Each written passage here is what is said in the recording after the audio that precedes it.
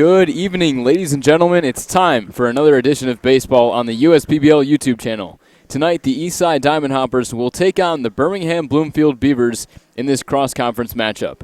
Hi, everybody. My name is Leo Ortel, and I'll be joined a little bit later by Chelsea Estes to bring you the call on Firefighter Appreciation Night as well as the Office Night at Jimmy John's Field. In the first public game of the week last night, the Birmingham Bloomfield Beavers battled against the Westside Woolly Mammoths. Although the two best offenses in the league matched up, it was Thomas Muratori of Westside dueling against Jerry Salisbury of Birmingham Bloomfield. Although Muratori tossed 5 innings, giving up just 2 runs, Salisbury was a little bit better, as he tossed 5 innings of scoreless baseball and picked up the win in his first start since June 22nd. Ross Haffey led the charge for the Beavers with the bats, going 2 for 5 and driving in 2 runs. Jared Price, Dylan Collette, and Patrick Baker ended up following Salisbury's scoreless outing with a combined 4 shutout innings as the Beavers picked up the 4-0 victory, and it was just the second time this season that the Westside Woolly Mammoths had been shut out. After that win, the Beavers moved past the Mammoths in the standings and are now in second place with a 19-16 record. Garrett Chrisman will toe the rubber this evening as Chris Newell gives him the nod. Just a week ago from today, Chrisman threw 7 innings against the Hoppers, allowing only 2 hits, no runs. He didn't walk any batters and struck out 5 in one of his best starts of the season. Although he owns a 5.43 ERA and a pretty high .301 opponent batting average against this season, Chrisman is coming off a couple of good outings in a row and will look to continue his success on the mound. On the other end of things, Paul Nochi's Diamond Hoppers have struggled of late and are the only team below 500 in the standings with a 14-23 record. Zane Collins, the Wright State alumni, will make his USPBL debut tonight against one of the best offenses in the league. Collins is a 6'3" right-hander who threw 271 and 1/3 innings at Wright State and put up a 3.78 ERA over 4 years there. He will look to bolster the Hoppers' pitching staff and lead them to their first victory since July 26th. And now let's get into tonight's starting lineups, first for the visiting Eastside Diamond Hoppers. Leading off will be Sean Guida making his public USPBL debut. Guida, who attended Roanoke College, his hometown is Summit, New Jersey, made his USPBL debut in the non-public game against the Unicorns on Tuesday this week. He went 1 for 3 with a walk and a stolen base. Freddie Geely will actually move over to the shortstop position this evening. He'll be batting second. He was 0 for 4 with a couple of strikeouts on Tuesday against the Unicorns. It was a tough day for their offense overall. They had just 5 hits, so they're definitely going to look for a better day today. Luke Johnson will be back in the 3 spot. He'll be behind the plate, of course, second in the league with 7 home runs, tied with Adam Gauthier and also Ross Haffey. Pat Adams will bat cleanup. He'll be in left field, so moving from what we've seen him in the leadoff spot to the 3 spot, this is one of the first times that we've actually seen Adams cleaning up. Zach Gray will be the first baseman. He had 3 of the 5 hits against the Unicorns for the Hoppers on Tuesday. Wesley Jones will be at third base, batting 6th. Ashante Wheatley will be in center, as he'll be batting 7th. Batting 8th is Raleigh Mahalik. He'll be the DH. And routing out the order for Eastside is the second baseman, Brant Broussard. So Freddie Geely and Brant Broussard flip-flopping. We saw Broussard at shortstop when he was playing for the Hoppers last week, but Freddie Geely will move over to short this evening.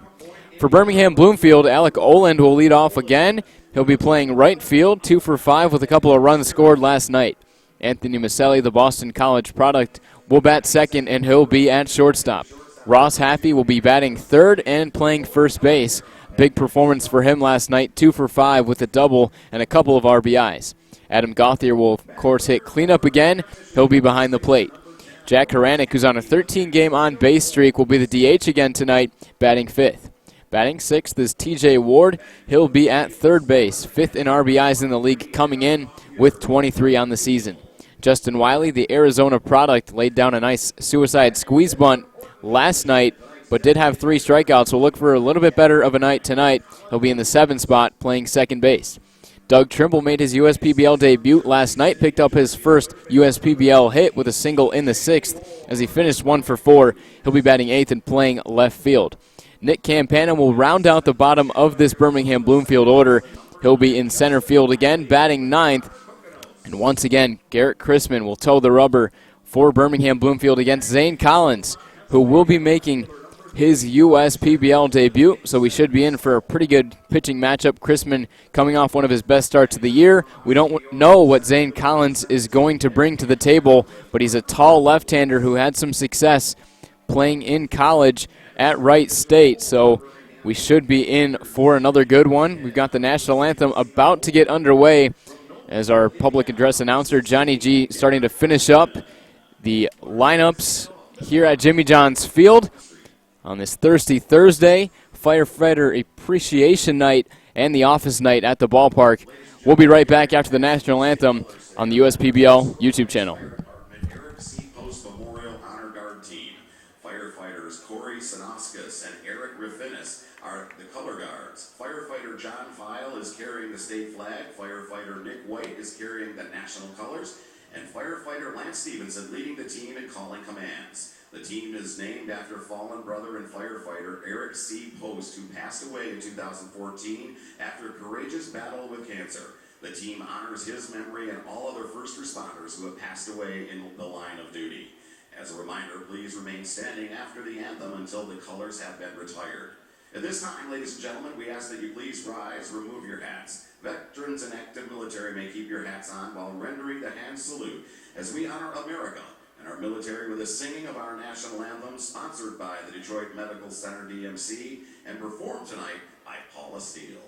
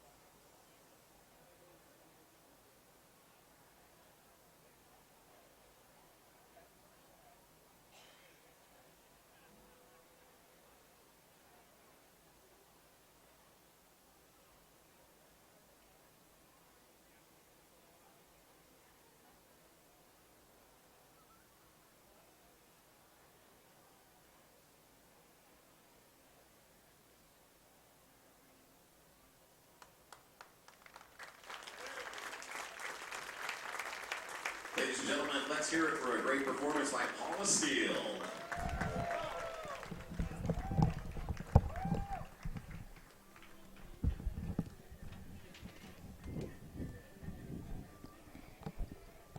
Another great rendition of our nation's anthem. And shout out to all the firefighters out there on Firefighter Appreciation Night at Jimmy John's Field. Thank you for your service, all that you do for our communities, as it'll be on this Firefighter Appreciation Night. Garrett Chrisman taking the mound first for the home team, Birmingham Bloomfield Beavers, against the away Diamond Hoppers. Birmingham Bloomfield comes in with a 19-16 record in second place in the standings, only behind Utica, who recently, on a hot streak, just took over first place. Very tight standings between the top three teams, the Beavers, the Unicorns, and Westside. But Eastside on the other end of things, fourth place in the league, the only team with a record below 500. They come in at 14-23, and they've lost 8 games out of their last 10.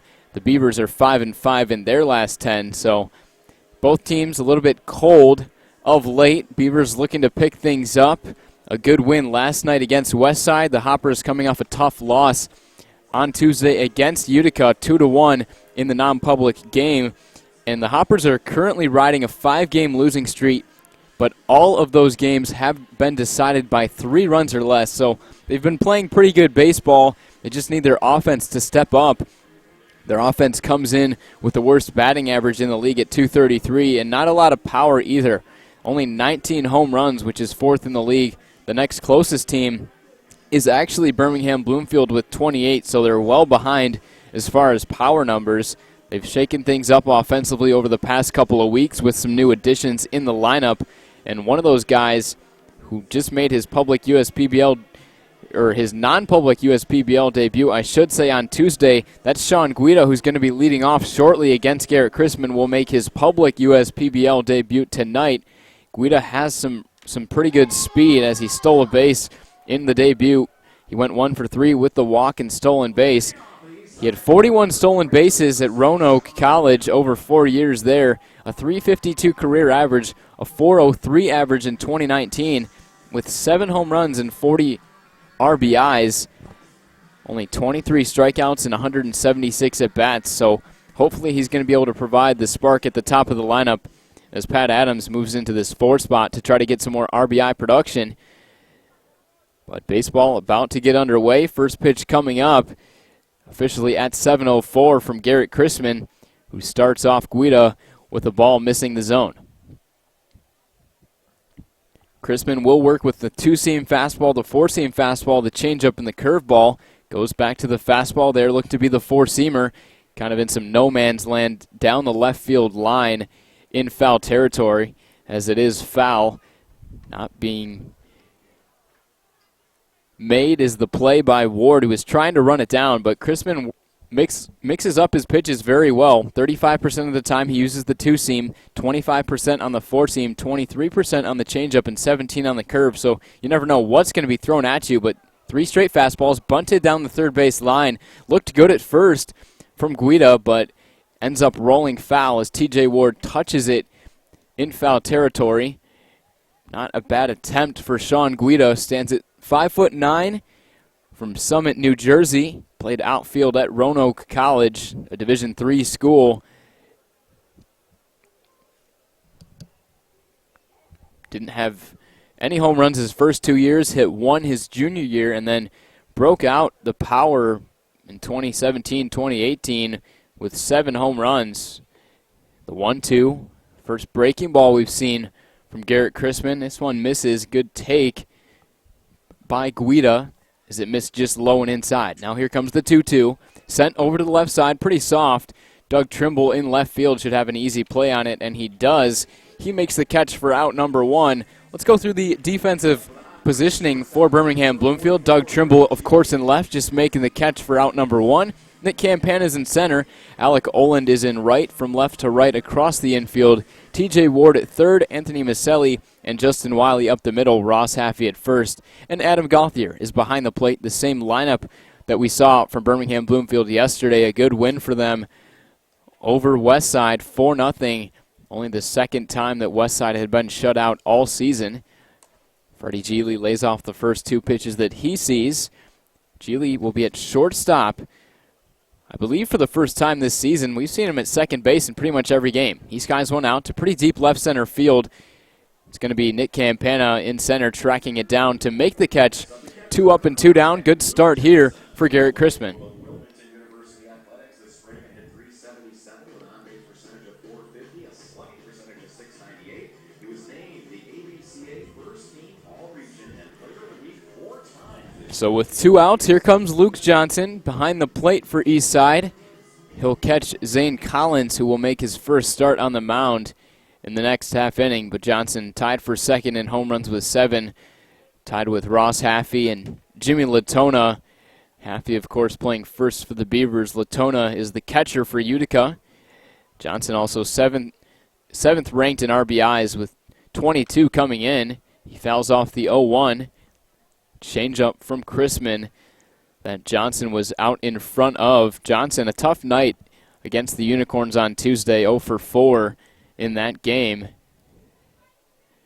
Average comes in at 255. The 0-2 swung on and missed. Chrisman gets him with the four-seamer on the outside corner. 3 up and 3 down. Good start for Chrisman, who sends down Eastside 1-2-3. Oland, Maselli, and Haffey will come up for the Beavers when we come back in the top half of the first on the USPBL YouTube channel.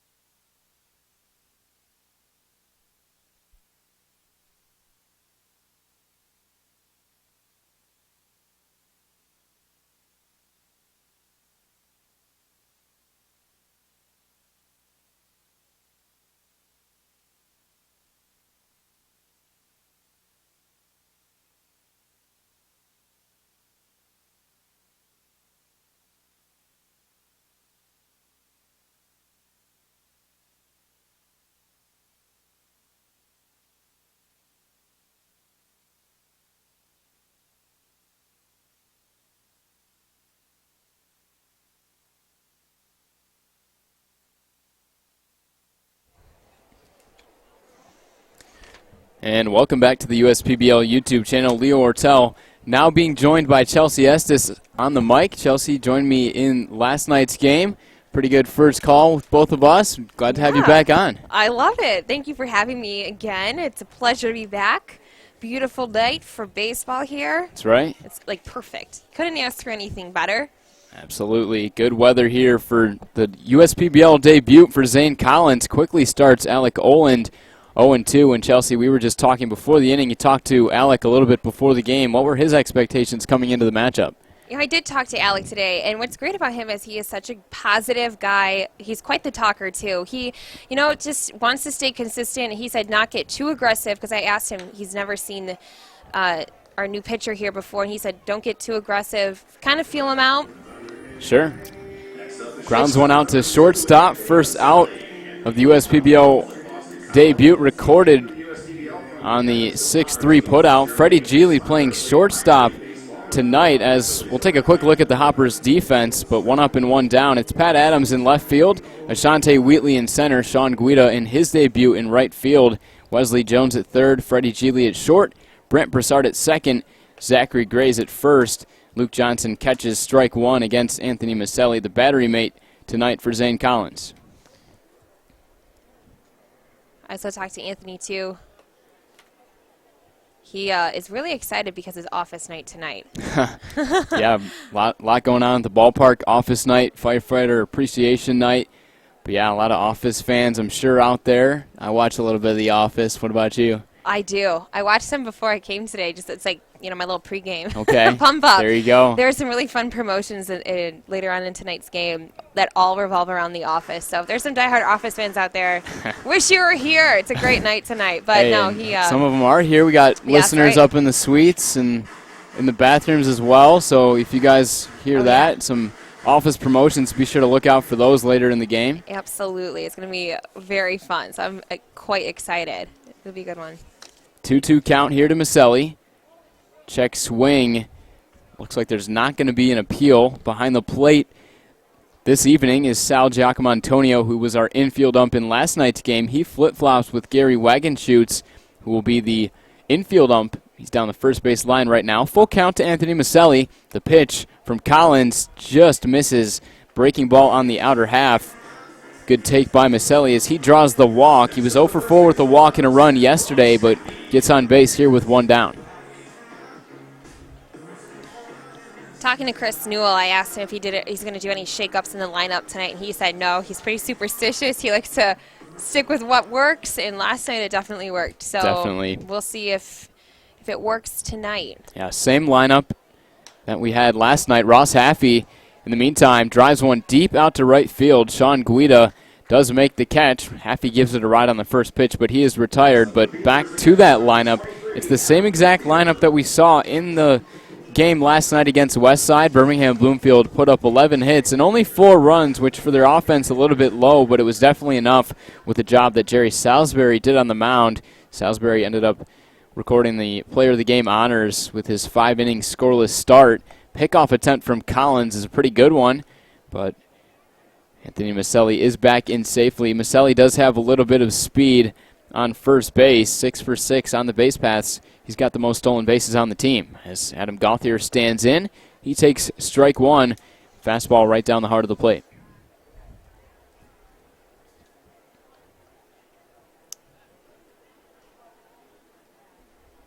So Collins set.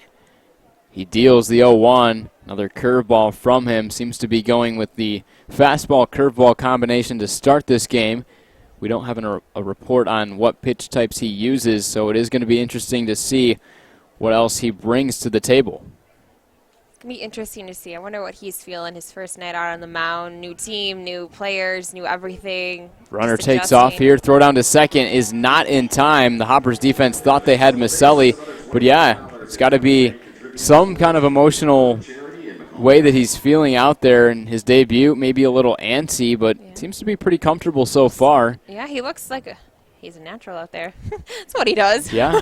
Strike there on the last pitch. He's got one of the best hitters in the league, down 1-2. Gauthier 4th in average, 1st in RBIs, and how about this, a 25-game on-base streak. It just shows you how consistent Gauthier's been in this cleanup spot for Chris Newell in Birmingham Bloomfield. The 1-2 swung on and missed. First USPBL strikeout to Gauthier, and that will retire the side. One walk, one man left on. A 0-0 game after one. We'll head to the second when we come back on the USPBL YouTube channel.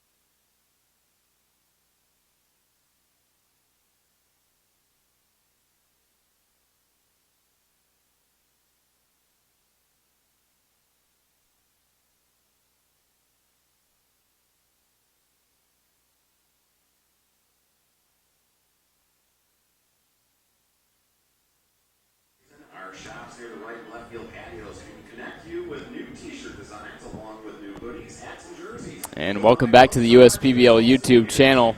You may not have seen it on your screen at home, but if you didn't hear last night, Randy Dobnik became the first USPBL player to not only move on to affiliated baseball, but move on to play actually Major League Baseball. Randy Dobnik just called up yesterday officially by the Minnesota Twins as he joins the team today. Dobnik put up very impressive numbers for the USPBL and in the minor leagues. He moved all the way from advanced A-ball this year up to AAA with the Rochester Red Wings.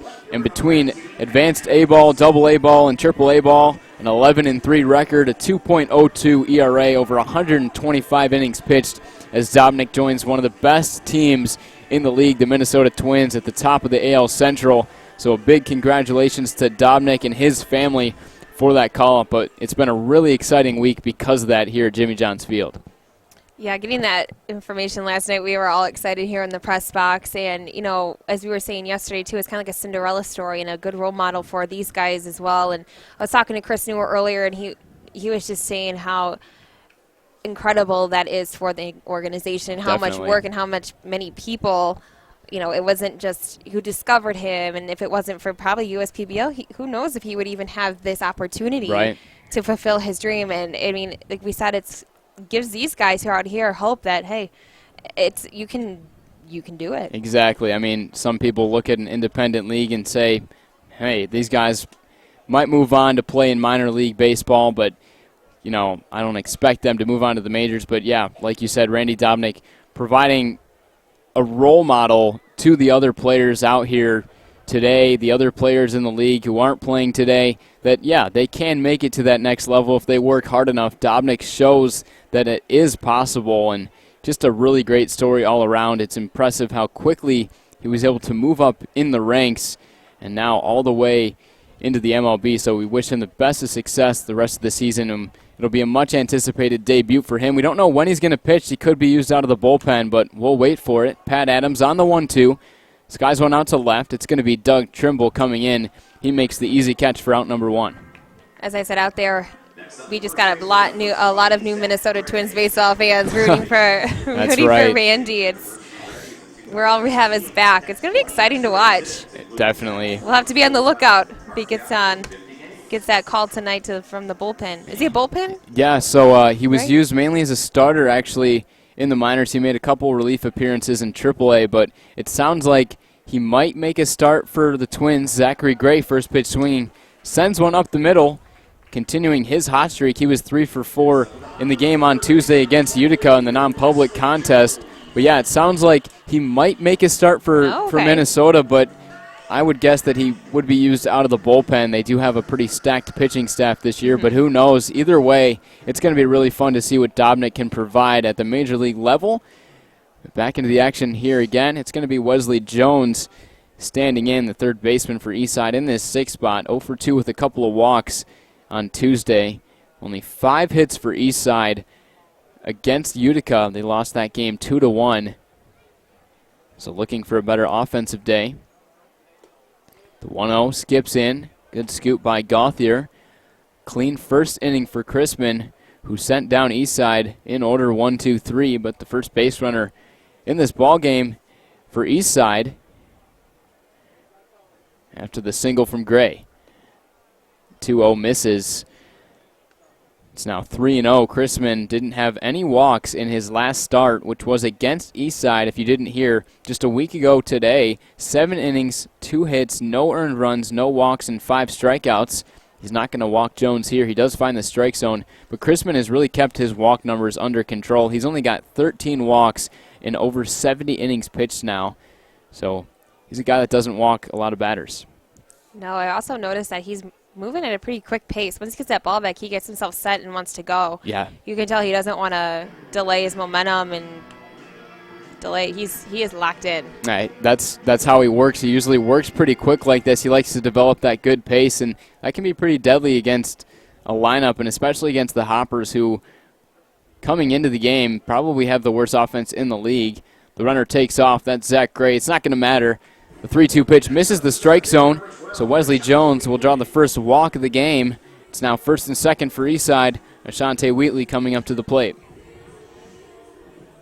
Overall, the Beavers are 7-4-2 against the Hoppers, so they found success against them, but they are striking early here today. What, top of the second? Sure, yeah. Eastside looking to do something against Chrisman. He worked in and out of some trouble against Eastside in his last start, but for the most part, Chrisman was very dominant. It seemed like coming in, you'd make Birmingham Bloomfield the favorite, but you never know. That's the beauty of baseball. I love it. That's why I love baseball. That's one thing when people ask me is, why do you like baseball so much? Don't you like something that's a little bit more entertaining? I said, no. Baseball is very entertaining It's because the best. you never know what is going to happen from game to game, pitch to pitch even. Exactly. I mean, that's what Alec Olin was saying earlier. Shante Wheatley sends one into center field. Paul Nochi is waving the runner home. That's Zachary Gray. The throw to the plate is not in time. It gets past Gauthier, but Garrett Chrisman backs him up. But Shante Wheatley drives in the first run of the game, and all of a sudden, 1-0 Eastside. Again, as we were saying, pitch by pitch, things can change very quickly. Yep. And here we are. Still, it's going to be first and second with Riley Mahalik coming to the plate, but this is exactly how Eastside needed to start this game. They need to jump over Chrisman as early as possible. Birmingham Bloomfield a little bit short-staffed. They used 3 relievers in last night's game. Riley Mahalik, in the meantime, skies one into the infield. Anthony Maselli calls it off, but that's the infield fly rule. Either way, it's going to be out number 2 if he doesn't catch it or not. So Mahalik is retired. We'll go to the bottom of the order. The second baseman, Brant Broussard, in the 9 spot, coming up with first and second and 2 down. Do you think as Garrett likes to move so quickly that do you think it might frustrate him when things move a little slow? Yeah, I definitely Throw think off it his could. rhythm? Yeah, and sometimes you'll see the opposing teams, their hitters will call time just to throw them off that rhythm, but it's not going to matter. Right here, Brant Broussard lines one out to Doug Trimble, who makes the catch for out number 3. Eastside does strike, however. Ashante Wheatley drives in the first run of the game as Zachary Gray comes in to score 1-0 after 1.5. It's going to be 5, 6, and 7. Horanek, Ward, and Wiley coming up when we return on the USPBL YouTube channel.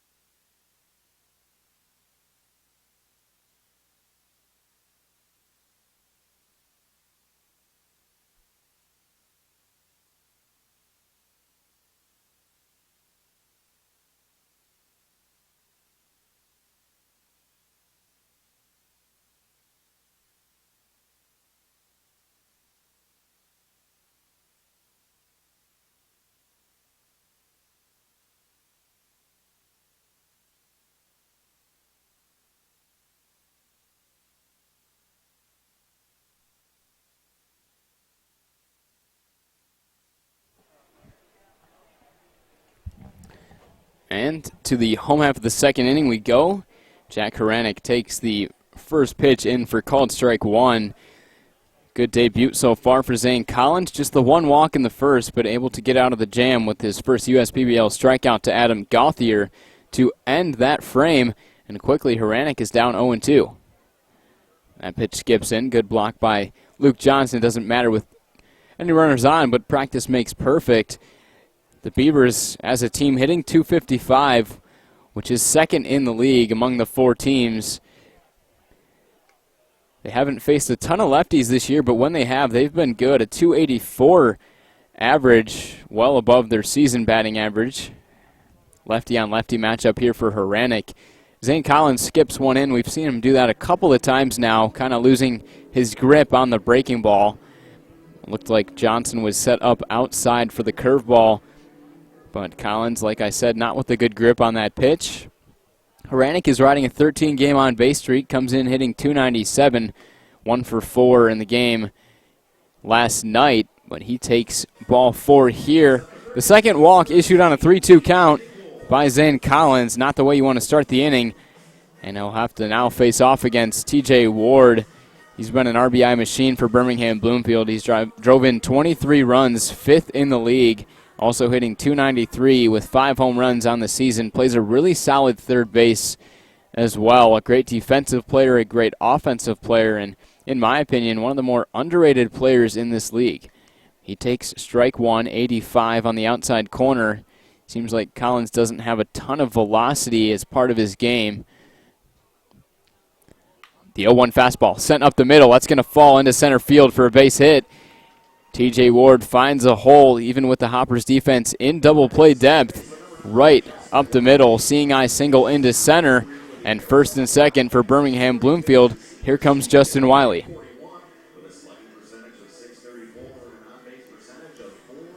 So the first hit of the game for Birmingham Bloomfield. Other base runners have been walks. Eastside striking for the first time in this game. In the second, thanks to the single from Ashante Wheatley. So Birmingham Bloomfield looking to at least tie it up. A pretty good chance here.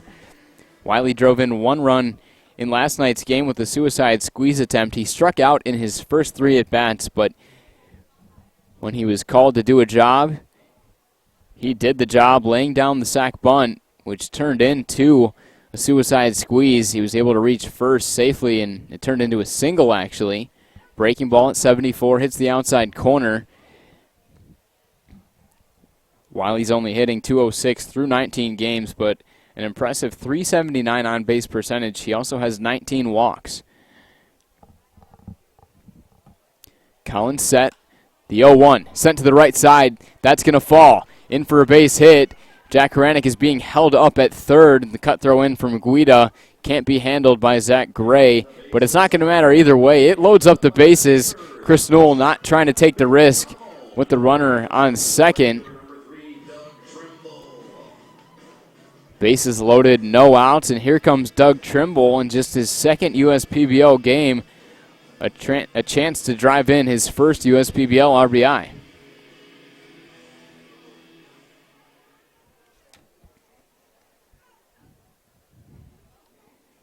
So a tough spot for Collins.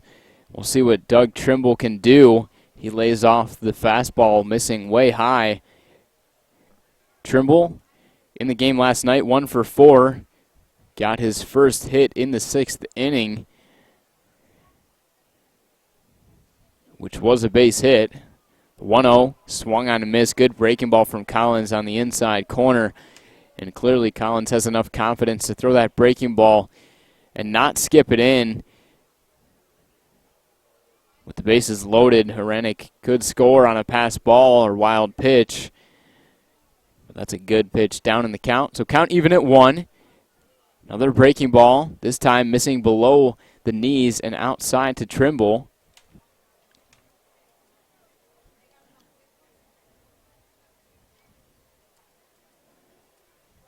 Trimble attended Delaware University. The 2-1, he sends it out of play. Count now even at 2.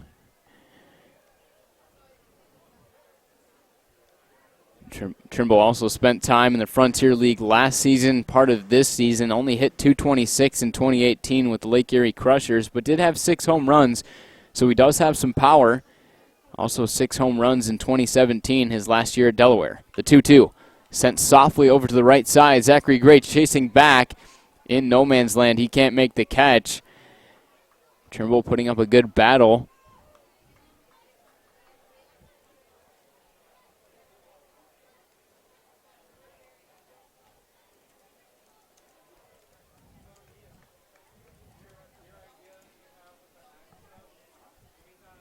So breaking the action, but play will resume. No outs, 2-2 count against Trimble. Collins will try it once more with the bases loaded. Here comes the pitch. Misses outside. Easy take for Trimble. Not a borderline call for Sal Giacomontonio, our home plate umpire. So count full. Tough spot for hitter and pitcher, but especially for Collins in this case. With the bases loaded, you don't want to walk a run in. He gets set. The 3-2. Inside corner. It finds the inside corner, says Sal Giacomontonio. He rings up Trimble for strike 3. Second strikeout for Zane Collins, and that's a really big out, number 1.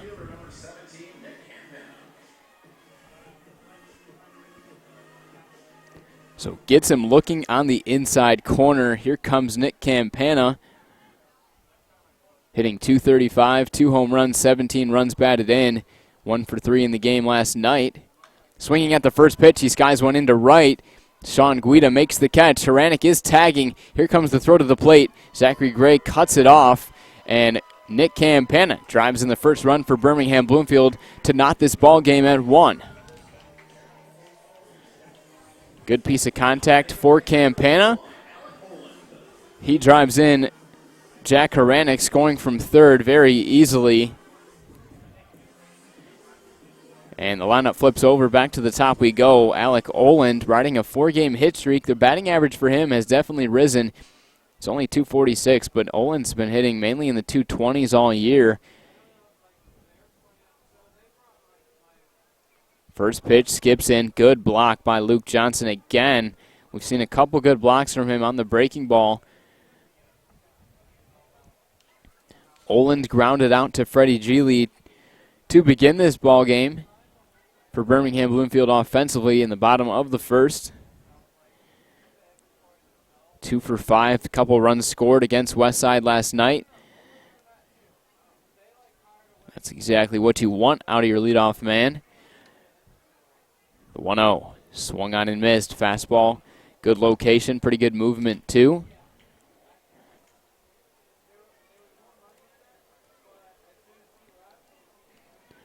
Oland was another guy who spent some time in the Frontier League with the Traverse City Beach Bums in 2018, their last season. Only batted .207. He grounds one up the middle. It's going to be Brant Broussard fielding. He flips to Freddie Geely for the easy out at second, and that will retire the side. Birmingham Bloomfield strikes with the run. Nick Campana drives in Haranek to make it 1-1 after 2. It'll be the top of the lineup. Guida due up here with Geely and Johnson following for Eastside when we come back on the USPBL YouTube channel.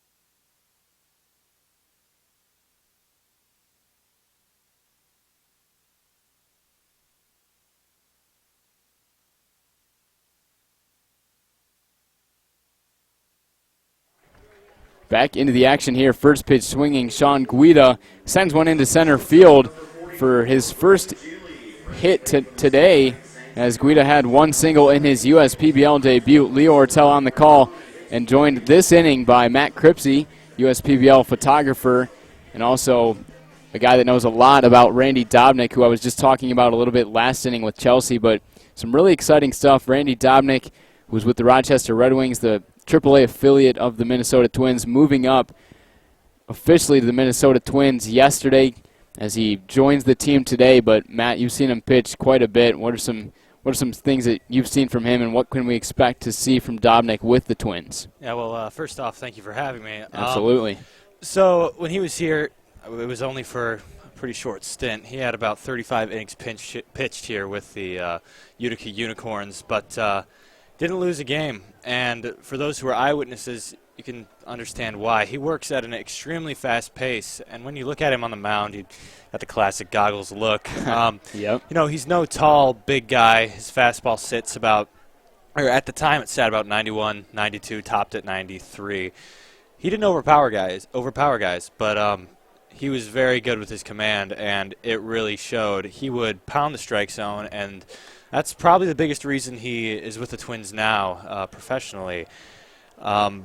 Looking at his stats here, 22 hits allowed in 35 innings with the Unicorns, which was extremely impressive. I mean, you throw strikes, they're going to put the ball in play. Yep. But usually when you know where that ball is going, it's going to go to your infielders. And one of the main pitches that has gotten him so far, along with his fastball, is a splitter, which sits about 83, 84, and falls down in the zone. Normally that's a strikeout pitch, but it also would be used to get the ground ball. Okay. And in a recent outing when he was with in their minor league affiliate, took a no-hitter into the 6th inning, obviously, and we were all following it very closely.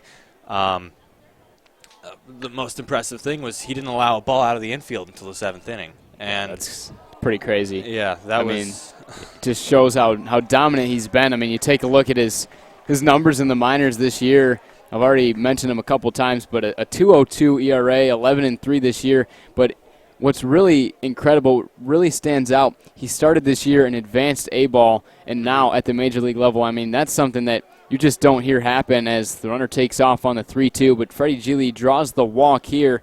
Second walk now issued by Garrett Chrisman. Will make it first and second with no outs. But kind of back to our conversation, Matt, just the fact that, you know, Dobnik pitching in independent ball in 2017, 2 years later at the big league level, but in 2019, starting off in advanced A and making it all the way up to the majors. I mean, that just does not happen too often. Yeah, and I was talking with Chris Newell yesterday. He actually stopped me while I was on the field, and he said to me, you know, the most impressive thing is that, especially for a guy coming out of a D2 school and then independent leagues and then being signed as a free agent, yep. The most impressive thing was how fast he had done it. And Absolutely. normally that trip takes 5 to 6 years for guys like him, even with Johnson skying one out to center field here. Easy play for Campana. We'll see if the runner tags, and he in fact doesn't. Guida stays put on second, so Gili will stay put on first as well, but that's out number one. Yeah, and what was extremely impressive, as you said, about how fast he went through, he started with Fort Myers, and he went 22 1/3 innings, gave up 1 run. That was it. Insane, absolutely insane. And then Double-A, a 2.57 ERA, even better numbers in Triple-A. Yeah. A 2 even ERA, but over 5 teams, 2017 through 2019, a 2.57 ERA. I mean, you can't have really much better numbers than that. And gosh, I can't wait to see what he's able to do at the major league level. And you know, it's a nice thing these days because as you've seen how baseball has evolved over the last decade, it's become a game of how hard pitchers can throw. That's right. And launch angle, and the game really has changed and goes through cycles like that. But it's a nice break when you see someone like Dobnik who's going to go out there and he's not going to overpower guys. Sure. He touched 96 with his fastball in AAA, which is extremely impressive, but he's going to get ground balls, and he's going to throw strikes. And, you know, a big thing these days with pitchers, even major league guys, is having 102-mile-an-hour fastballs, but walking 6 guys in an inning. It really is impressive what he's doing at all levels, and I think that's the biggest thing as to why he's where he is now.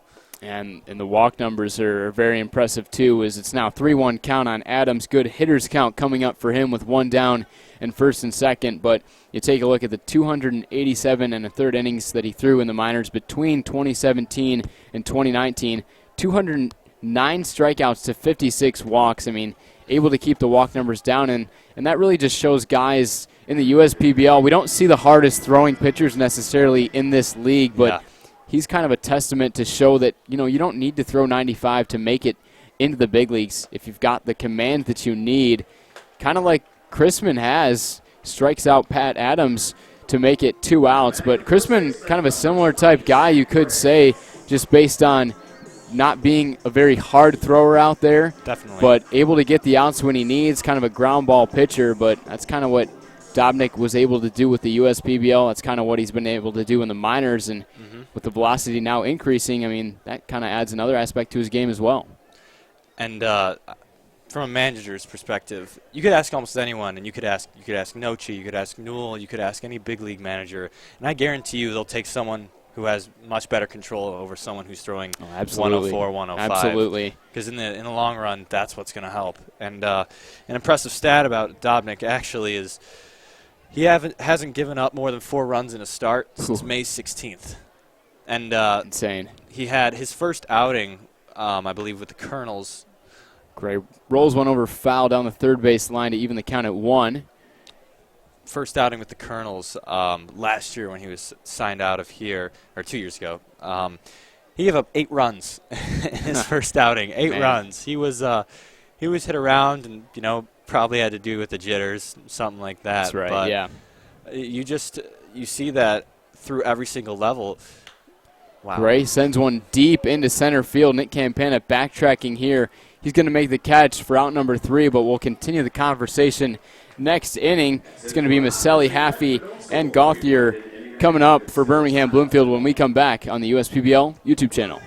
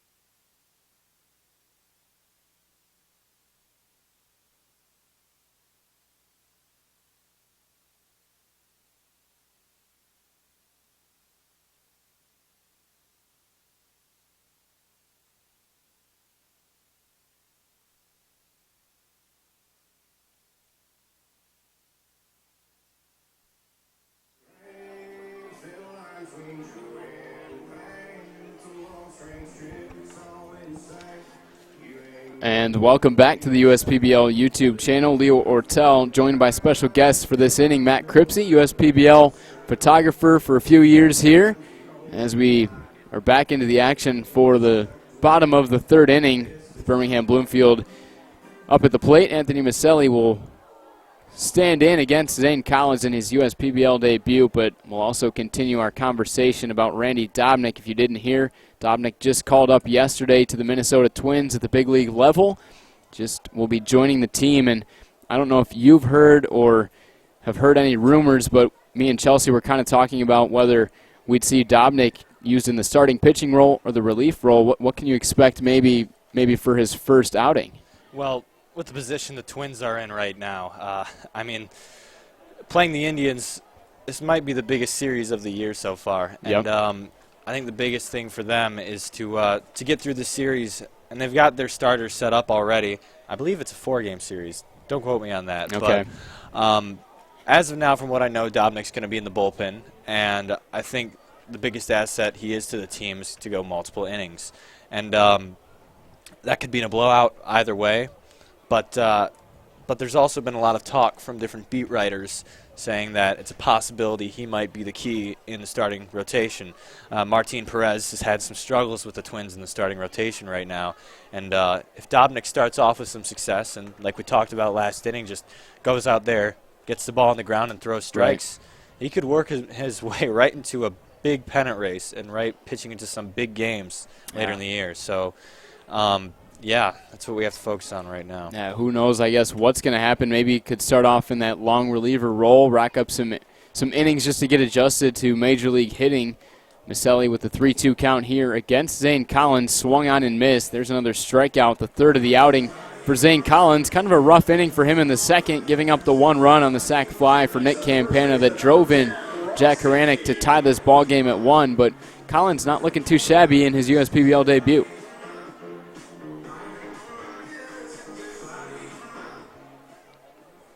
So one down. We go to the 3 spot, Ross Haffey. Good swing in his first at bat. He swung at the first pitch that he saw, sent it into deep right field. Sean Guida made the catch on the warning track. Haffey looking to tie Javon Shelby for the league lead in home runs with 8 as he comes in with 7. Fooled on the breaking ball there. In recent games, Haffey has struggled with strikeouts, 4 strikeouts in his last 2 games, and the breaking ball is what seems to be giving him some trouble. 0-2 misses outside. And speaking of breaking balls, we talked about Dobnik having the good fastball, the good splitter. Does he use some other off-speed pitches in his repertoire? I know those are his 2 main pitches. His slider is also a pretty good plus pitch, but probably... There's the off-speed pitch there. Ross Haffey goes down swinging. Another strikeout for Collins. Now that's 4, 2 to start the inning. 2-seam fastball and fastball are usually his main ground ball pitch along with the splitter, but he'll mix in a slider every now and then, usually to throw off throwing a fastball inside to the hitter. But usually that 1-2 mix is more than enough to get the job done. And when you can put a pitch wherever you want it, usually that's all you need to do. Absolutely. Yeah, sometimes 2 pitches is all it takes when you've got the good command, but then you mix in, like you said, the occasional slider just to throw off the timing, because as the hitter, I mean, you're coming into the game knowing your opposition, especially at that level with all the stats and information that are out there, but it's always in the back of your mind how many pitches that the pitcher can throw. Gauthier skies one out to right field. Line out is going to be caught by Sean Guida, but Matt, thanks for joining us here. Thank you for having me. Appreciate on the USPBL YouTube channel, giving us some insight on Randy Dobnik, just called up officially yesterday to the Minnesota Twins as we anticipate his debut. The 3rd inning is over here. Eastside and Birmingham Bloomfield in a close battle, 1-1 ball game. It's going to be Jones, Wheatley, and Mahalik when we come back in the 4th on the USPBL YouTube channel.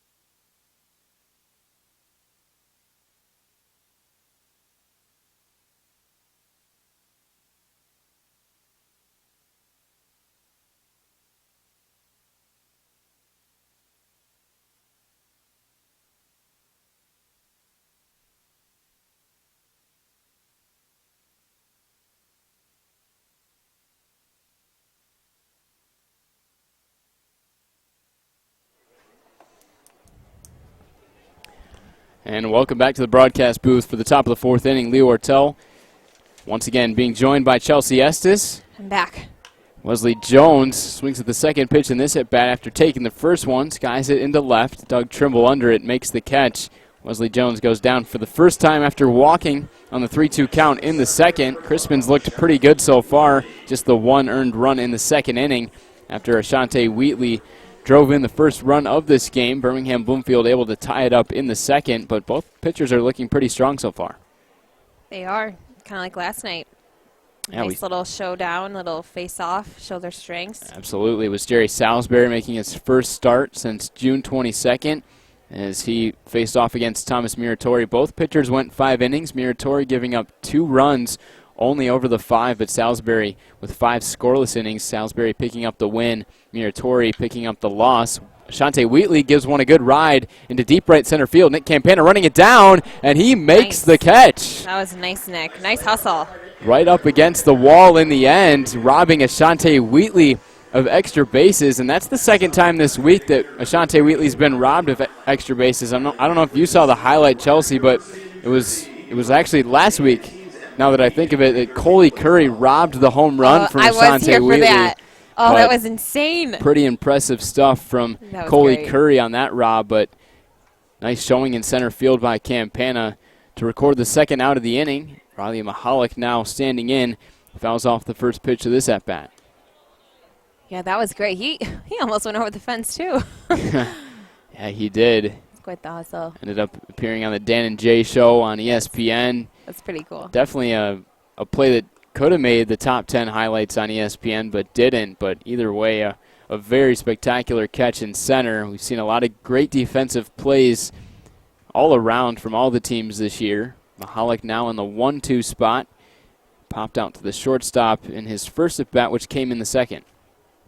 Didn't a play make ESPN a year or two ago? Yeah, there's been a couple plays that have made the top 10. A couple of them, I think both of them coming last year. Yeah, there was 2 last year. So USPBL has gotten some attention on the national level with ESPN. And now we'll surely get more with Randy Dobnik moving up with the Minnesota Twins. So full count to Mahalik. Both full counts for Crispin tonight have resulted in walks. Mahalik putting up a good battle. Fouls off the first 3-2 pitch offering. You said earlier, walks are a little rare for Garrett. Yeah, they definitely are. We've seen actually 3 from him in this outing so far, which is a little bit unusual. And he this time will get the strikeout. That'll be the 3rd strikeout for Crispin.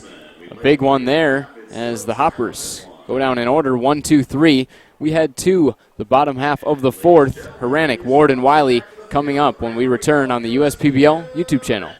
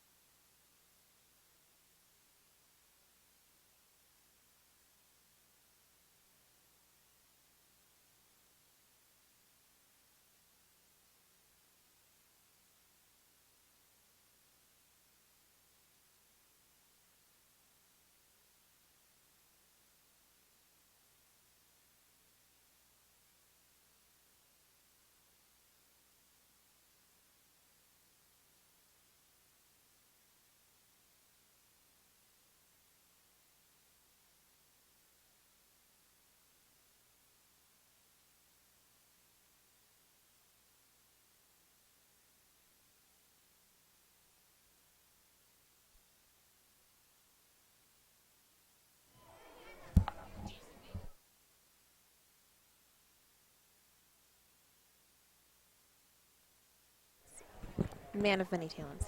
And we head into the bottom half of the fourth inning. Jack Haranek down 0-1 early in this at-bat against Zane Collins. Had his first 1-2-3 inning of his USPBL career in the third when he sent down Maselli, Haffey, and Gauthier, the heart of this lineup, in order. Haranek walked on the 3-2 count his first time around. He's down 0-2 this time. Way outside, fastball missing, but not a bad debut so far for Collins. Able to get 2 strikeouts last inning, now sitting with 4 through 3. And here comes the 1-2. Breaking ball, Haranek just gets a piece of it to stay alive. You told me last night Haranek has even been a pitcher in his day here That's at right. Jimmy John's Field. Yeah, Haranek As a has Beaver. only given up 1 run over 6 innings of work this year. We've only seen technically two-way players used. Joey Beals of the Hoppers has had 1 at-bat, as he's mainly a pitcher, but Haranek really the only true two-way player this year, racking up 6 innings of work. Also pretty much starting every day in this DH spot now for Birmingham Bloomfield. Comes in hitting .297, 3 home runs, 15 RBIs, and that's going to be another strikeout for Zane Collins.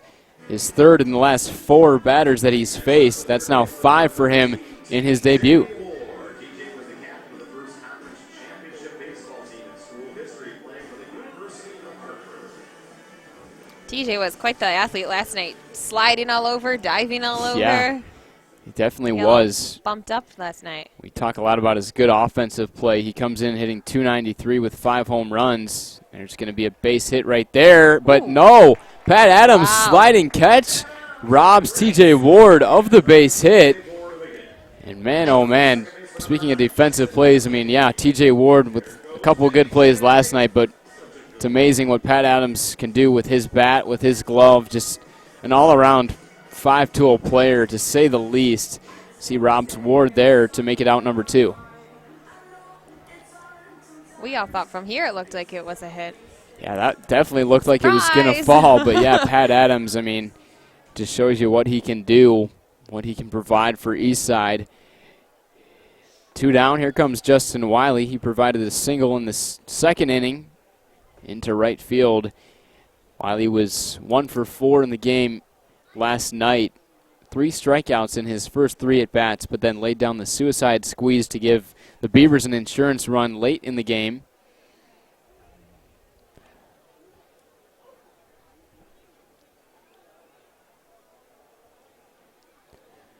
Wiley through his first 19 games, 19 walks, only hitting .206. Grounds 1 to Wesley Jones. He has trouble with it, but comes up with it and throws to first. Good recovery by Wesley Jones. And the Hoppers, for the second inning in a row, are sent down 1, 2, 3 through 4. It's a 1-1 ball game. We'll be right back on the USPBL YouTube channel.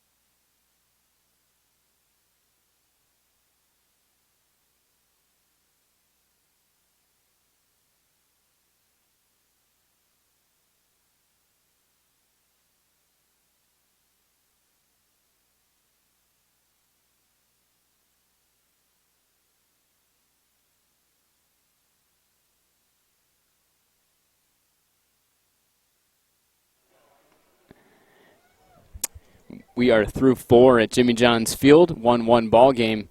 Here comes Brant Broussard laying off the first pitch that he sees. Swings through the second pitch that he sees. And I believe the count even at 1, waiting for the scoreboard to catch up.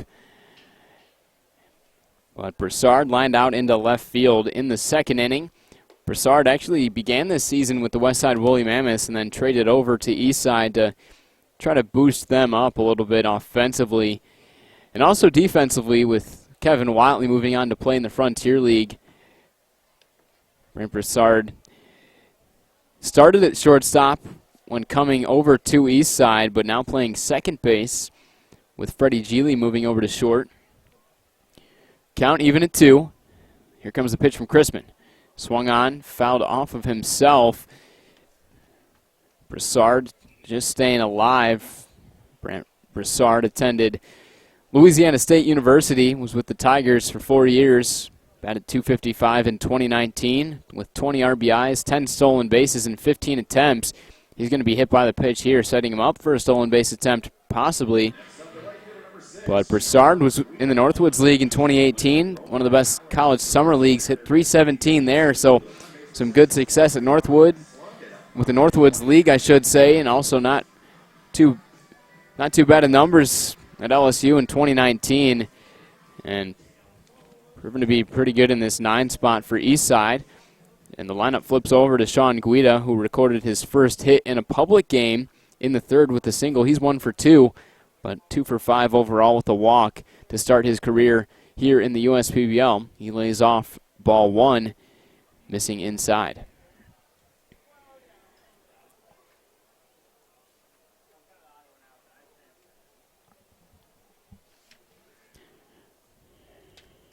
So Broussard leading off of first. Here comes the 1-0 from Chrisman.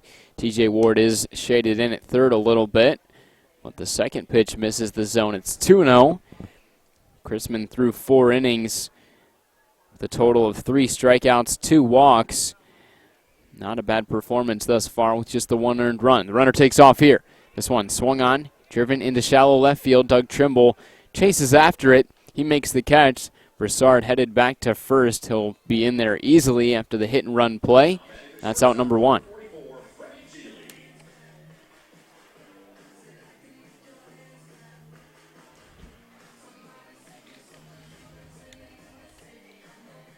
So we have seen this aggressive approach from Paul Nochi time and time again, going with the hit and run play. It doesn't pay off in that instance, but only out number 1. In steps Freddie Geely. 0 for 1 with a walk, one of 2 walks issued by Garrett Chrisman. He's only issued 13 in over 70 innings of work now.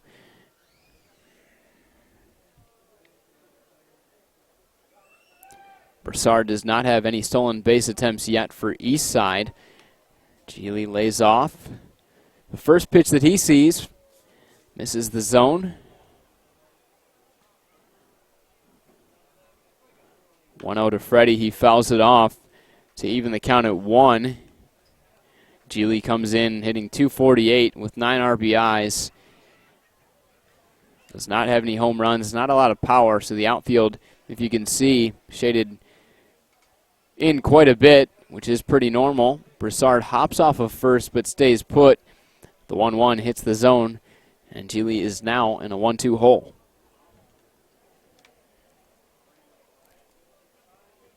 The Troy, Michigan native Geely swings and misses at the 1-2. That's the 4th strikeout on the outing for Chrisman. There's out number 2. See if Luke Johnson can put something together with 2 down. He went down swinging on a fastball to end the first.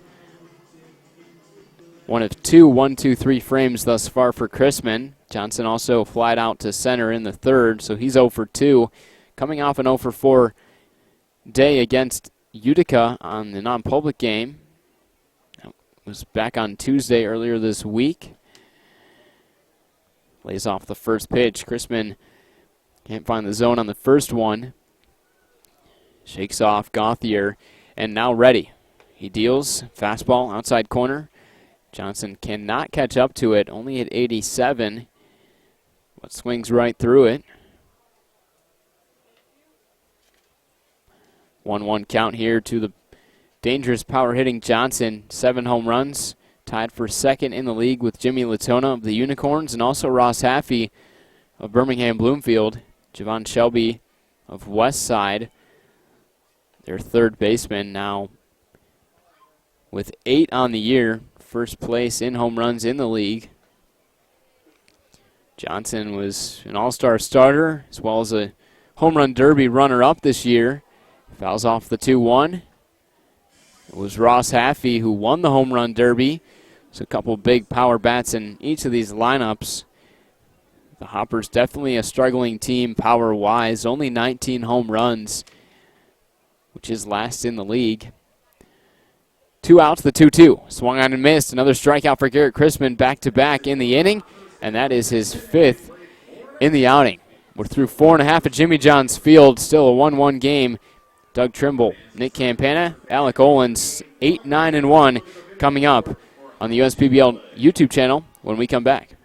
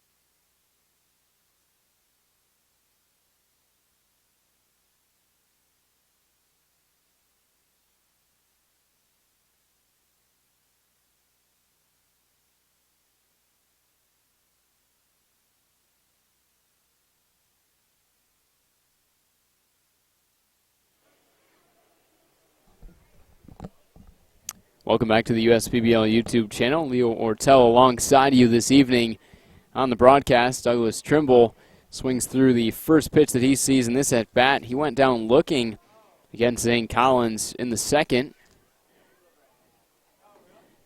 Trimble lays off the 0-1, misses outside.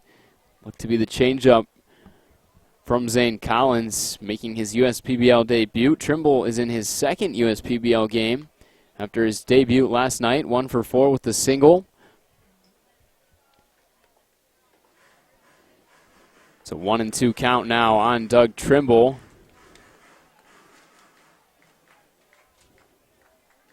The Delaware University product ready for the 1-2. Swings, fouls it off. It's 1-2 against Doug Trimble. Zane Collins so far with 5 strikeouts, 2 walks, 1 earned run, 3 hits given up. Actually, 2 hits given up only. Grounds 1 to Wesley Jones on the run. Throws a little bit high, but Zach Gray makes the catch at first. And there's out number 1. Next up, the center fielder, number 17, Nick Campana.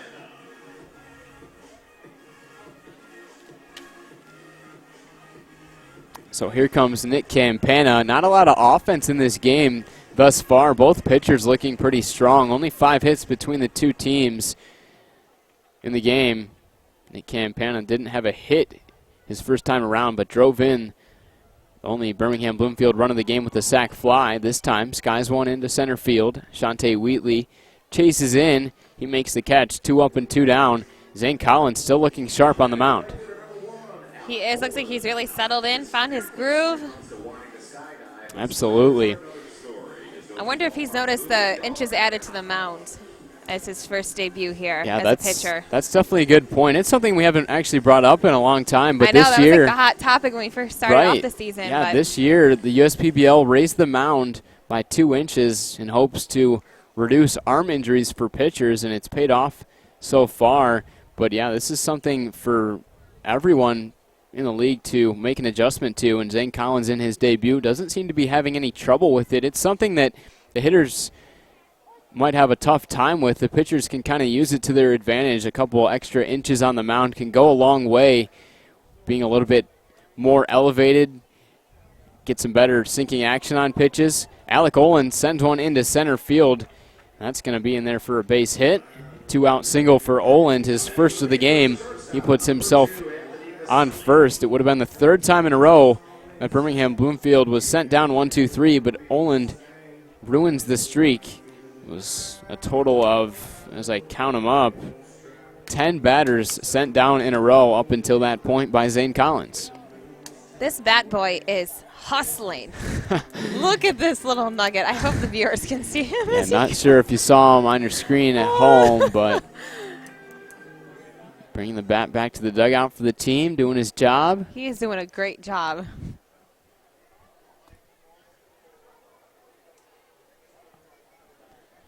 So 2 down. Here comes Anthony Maselli. A walk and a strikeout on his ledger thus far. He walked on a 3-2 count in the first and went down swinging on a fastball on a 3-2 count as well in the third. So he's had a couple of good at-bats. One good result. Olin does have pretty good speed on first. And there he goes. Takes off a little bit early. Now the throwdown from Gray after the pickoff is in time. Alec Oland is caught with the pickoff from Collins, and that will retire the side. So Eastside gets out of the inning there. Birmingham Bloomfield goes down 1-2-3 unconventionally there for the third time in a row. We head to the sixth. When we come back, it'll be Pat Adams, Zach Gray, and Wesley Jones to try to give the Hoppers the lead. We'll be right back on the USPBL YouTube channel.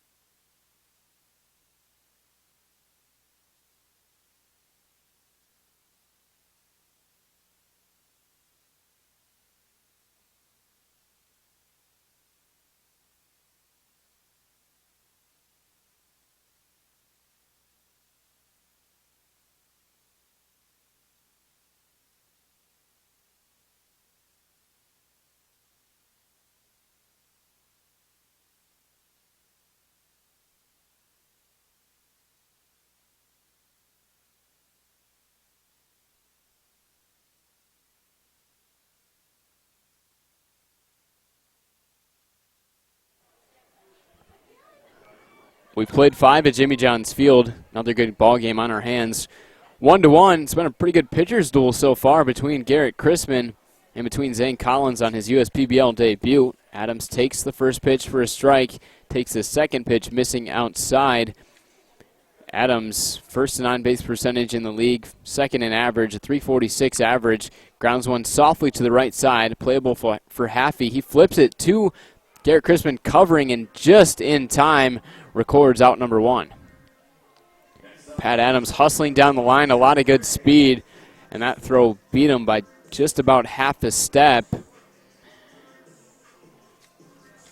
So unconventionally, the Beavers sent down 1, 2, 3 the last 3 innings.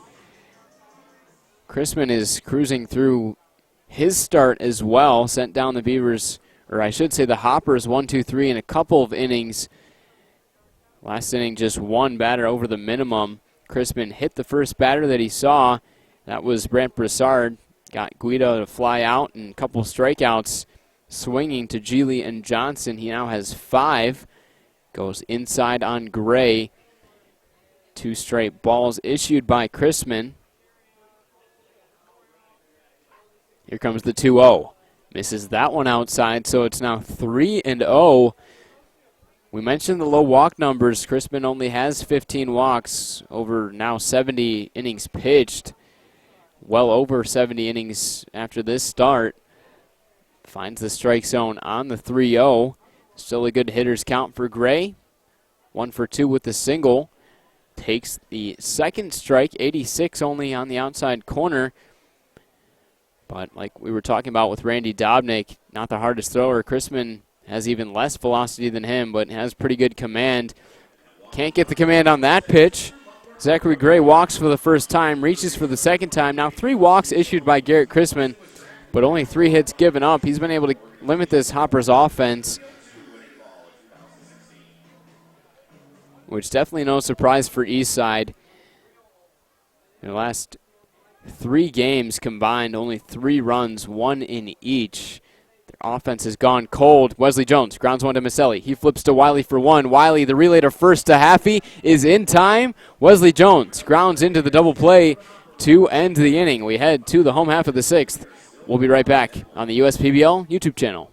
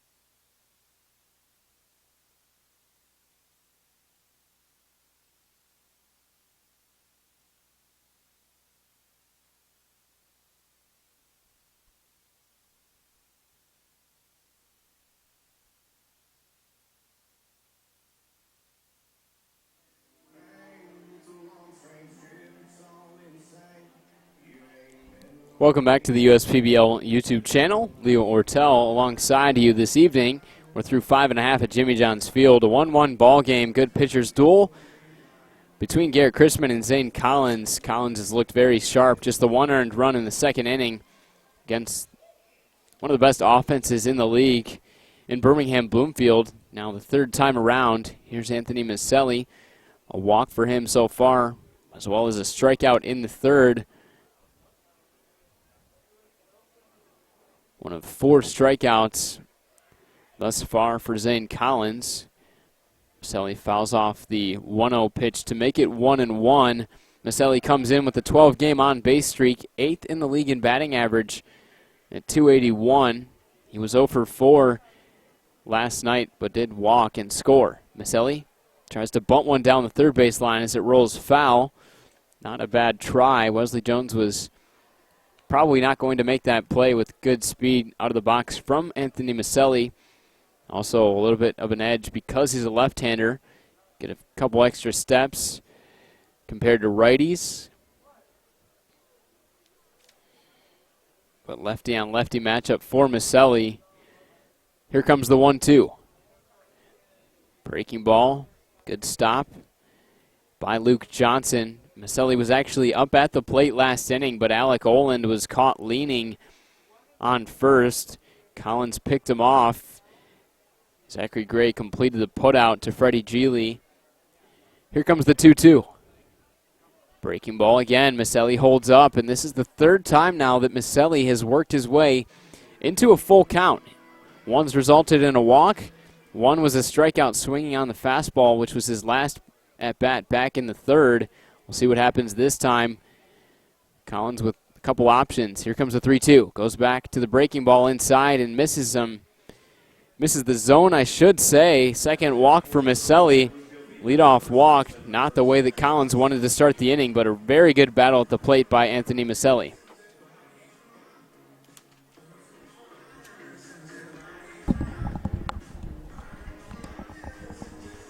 I came back a little bit early. Chelsea Estes joining us once again here on the broadcast. Not a good start to the inning for Zane Collins. Something we talk about a lot on our broadcast is limiting walks in general, but especially leadoff walks and two-out walks. And now you've got a dangerous hitter like Ross Haffey. And Chelsea, I know you've talked to Ross a little Many bit. times. I've talked to him a couple of times too. Ross, of course, used to take some hitting lessons with Chris Newell back in his high school days at Brother Rice. Moved on. Yeah, and you know what? I talked to Chris today because there was an article not too long ago about talking about Ross's journey and Chris's journey together, and I asked Chris, what's it like to be able to watch him grow up, basically, and you have that big part of his success today. And he just kept saying that it's so rewarding to be able to watch him develop and grow, and he just couldn't say enough great things about Ross and absolutely his success. And then the whole Beavers team, as I said, I think I might have said this yesterday, is he is so passionate about these guys and this team that it just correlates to what you see on the field.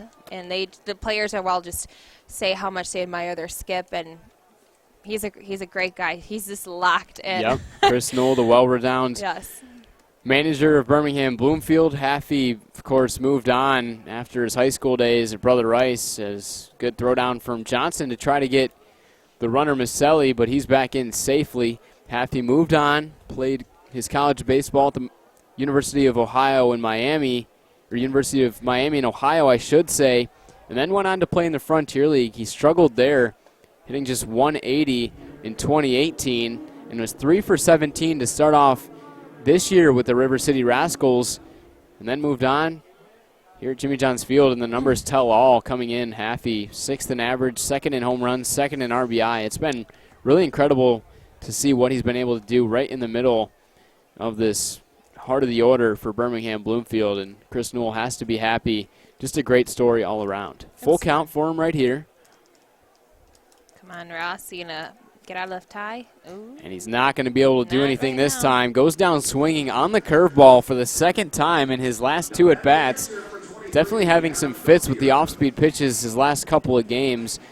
He had 4 strikeouts combined in his last 2 games, and now 6 if you add this one in his last 3. There's out number 1, and here comes Adam Gauthier.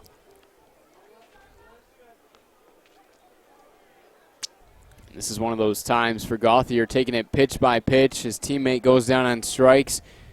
Haffey can't deliver. We'll see if Gauthier can deliver.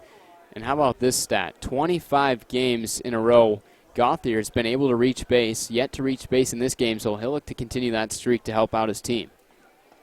Granted, there's still time left. Lots of time. That's right.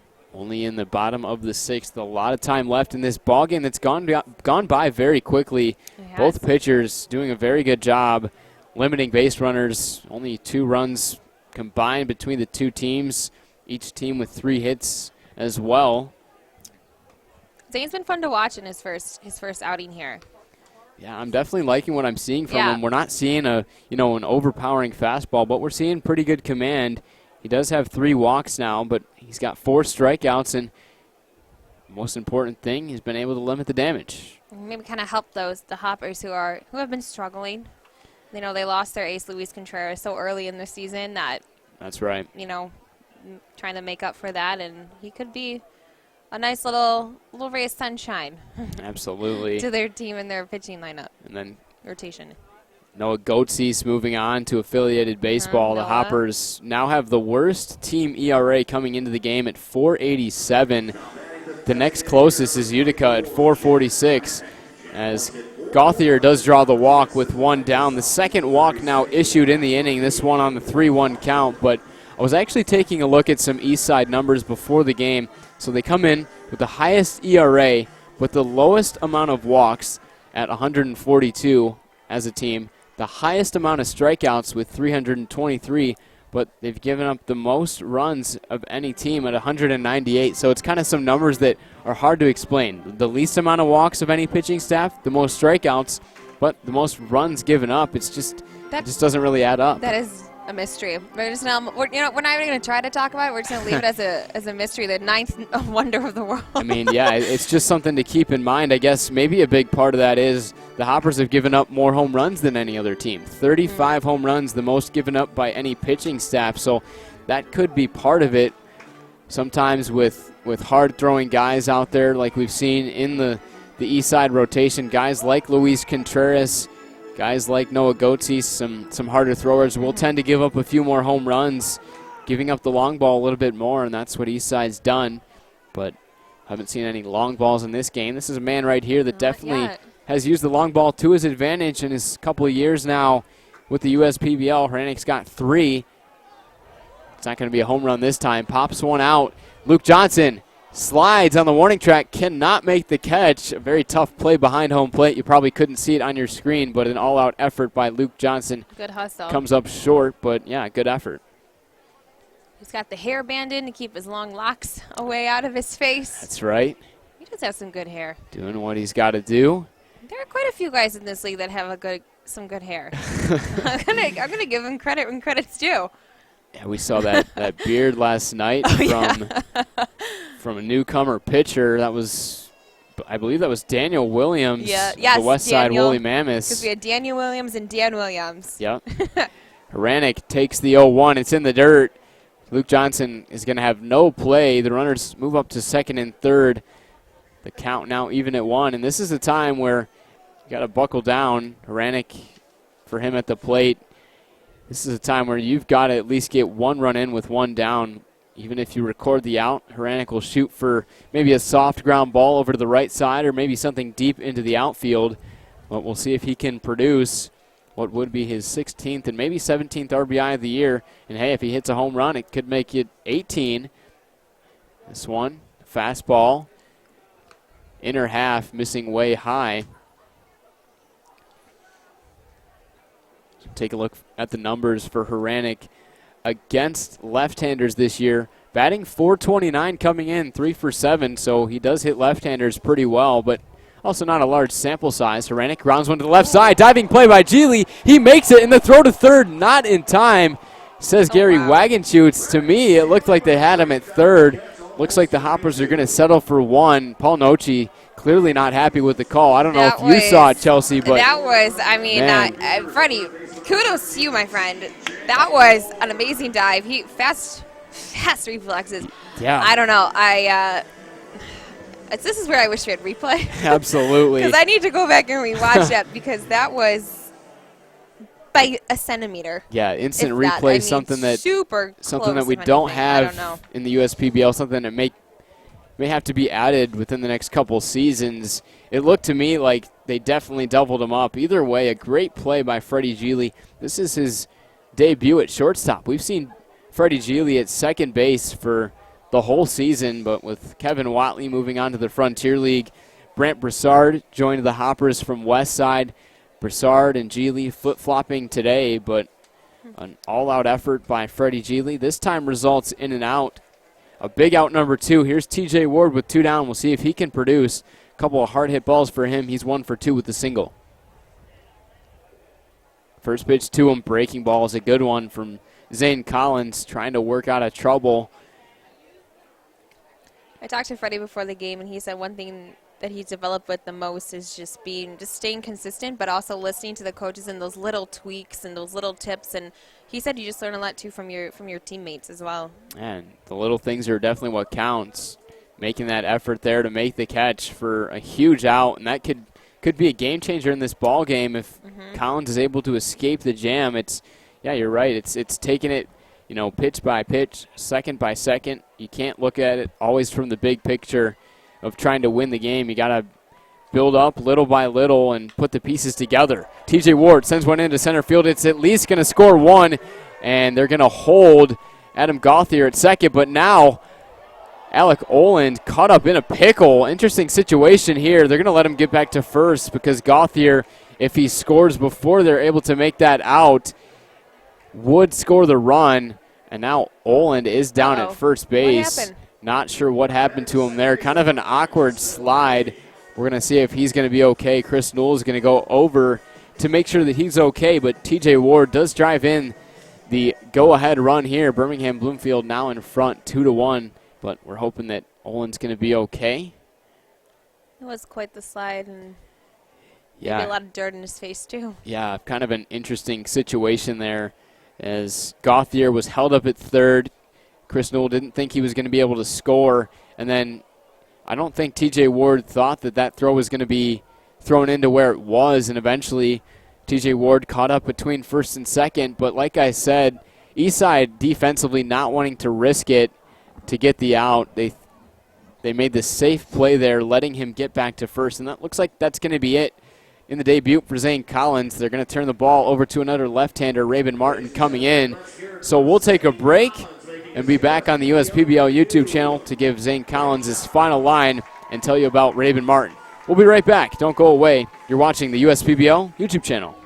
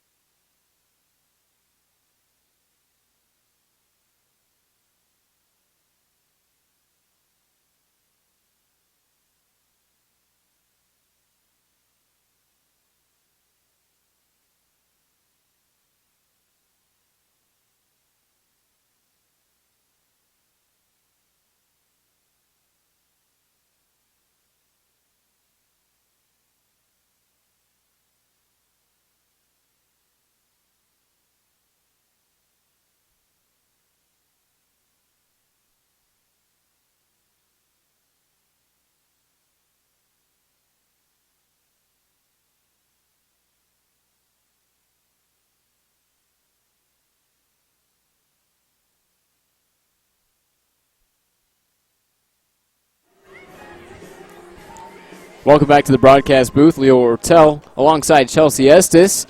And we see a pitching change for Eastside. A great USPBL debut on the mound for Zane Collins. He goes 5 2/3 right now. Just the 3 hits given up, no earned runs, but he is responsible for the runners on first and third. 4 walks, but 4 strikeouts. Have yourself a debut, Zane Collins. In comes another left-hander, Raven Martin, to face off against Justin Wiley. Raven Martin, of course, the product out of Dallas, Georgia, went to Louisville and has racked up more innings than any other Hoppers relief pitcher this year.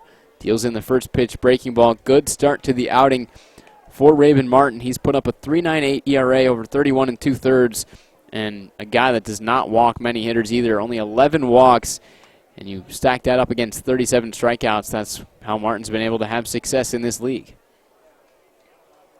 So trying to get Wiley, first and third. Birmingham Bloomfield just taking the lead on the single from TJ Ward, who's on first. Adam Gauthier, who walked earlier in the inning, is on third. Maselli began the inning with the walk. Haffey struck out. Gauthier walked. Haranik lined out.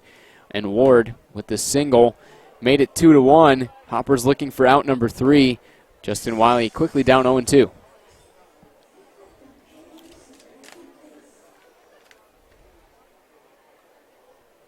Beavers with 11 hits, 4 runs against Westside. Proved to be enough for them last night. So far, with 4 hits, the 2 runs now. Wiley stays alive, fouls off the pitch. It's pretty incredible how Martin's able to change speeds. We see the fastball coming in at about 91, 92, and he drops all the way down into the low 70s with this breaking ball. It's got to be tough for the hitters up there. Yeah, keeping them guessing. You don't know. That's also amazing, too, how, you can just go from high 90s to 70s just by it really is, yeah. Switching your hand position for a ball. The 0-2 TJ misses Ward. high, but yeah, TJ Ward will take second, and I'm not sure if that was just one that the Hoppers wanted to give him second, didn't want to risk throwing the ball into center field with Luke Johnson not racking up a ton of innings behind the plate. But either way, this puts Birmingham Bloomfield in a way better spot. Second and third, a single could score 2, and Ward's got a really good lead on second. The 1-2, that one's into left field. Chris Newell is going to wave TJ Ward home. Gauthier scores. Here comes the throw to the plate, and it is not in time. TJ Ward scores. Justin Wiley delivers a 2-run single to make it 4-1. Good hustle by Luke Johnson. Luke Johnson, That's close. the throw was thrown a little bit wide by the cutoff man. Luke Johnson had to go over and try to make the tag against Ward, but he had a good slide, and the throw did not beat him. Either way, Birmingham Bloomfield up 4-1. Justin Wiley delivers again. His second hit of the ball game, drives in 2. Time being called before Doug Trimble can see a pitch. But Raven Martin not able to do the job. Those 2 runs will be credited, unfortunately, to Zane Collins, who finishes 5 2/3, 3 hits, 2 earned runs, 4 walks, and 4 strikeouts. And now this pitch gets past Luke Johnson, and easily taking second is Wiley. And look at that, he's headed for third. The throw to third is in time. Justin Wiley thought he was going to take it there, but heads up defense by the Hoppers, able to keep it under control. But a big inning here for Birmingham Bloomfield. TJ Ward drives in 1 with the single, and Justin Wiley drives in 2 with a single of his own. It's 4-1 after 6. You're watching the USPBL YouTube channel.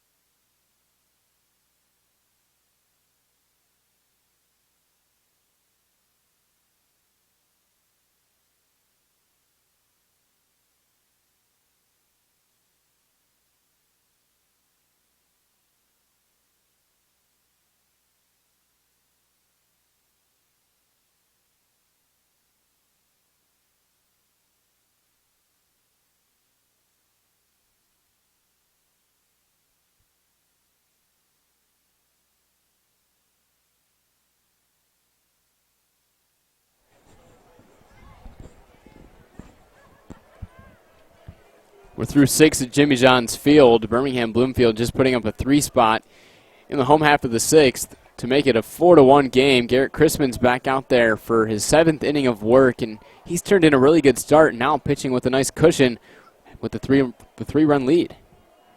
Shante Wheatley swings at the second pitch he sees, grounds it to Justin Wiley, makes the play in the backhand, and fires over to Haffey to record out number 1. So Garrett Chrisman, in his last start, went 7 innings, giving up just 2 hits, no earned runs, no walks, and striking out 5 against Eastside. That was a week ago on Thursday, a very good outing for him, and Eastside has not really been able to do much against him in this start. Through 6 and 1/3 innings now, only 3 hits, no earned runs. The walks are up compared to last start. He does have 3, but 5 strikeouts here for Chrisman. He's looking strong again, deals in strike 1 to Riley Mahalik. 2 solid nights of starting pitching from the Beavers. Absolutely. Salisbury, Chrisman. Back-to-back nights. Jerry Salisbury really their ace now. Yeah. Riley Mahalik fouls one off. TJ Ward makes the easy catch, and 2 up and 2 down.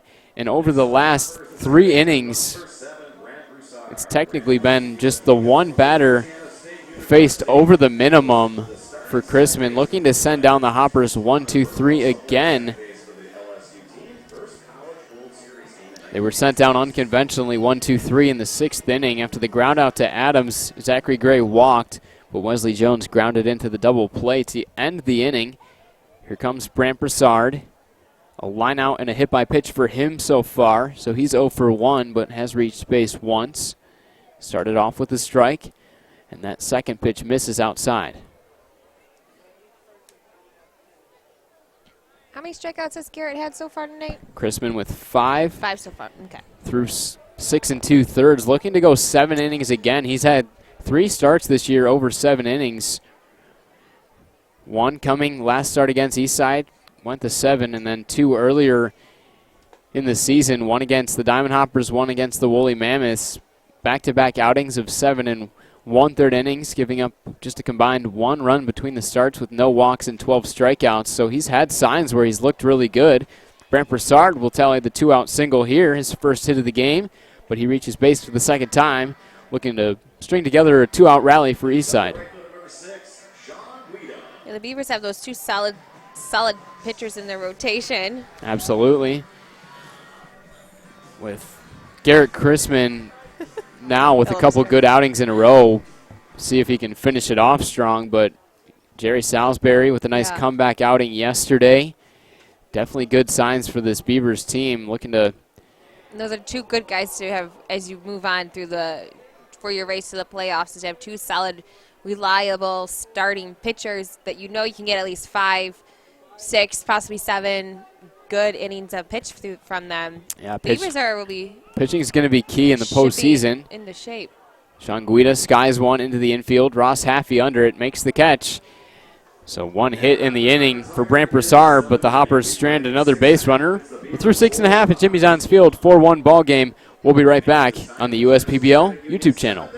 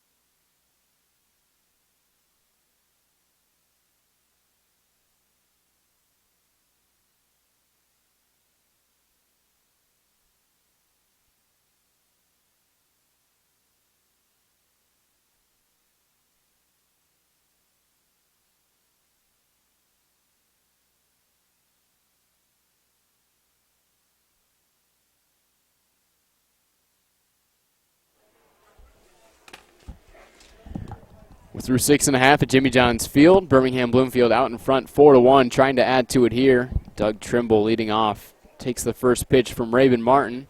A good debut for Zane Collins. Unfortunately, after Raven Martin came in, gave up the 2-run single against the 7-hitter Justin Wiley, who tallied that 2-run single, but both runs charged to Zane Collins as he left those 2 men on base.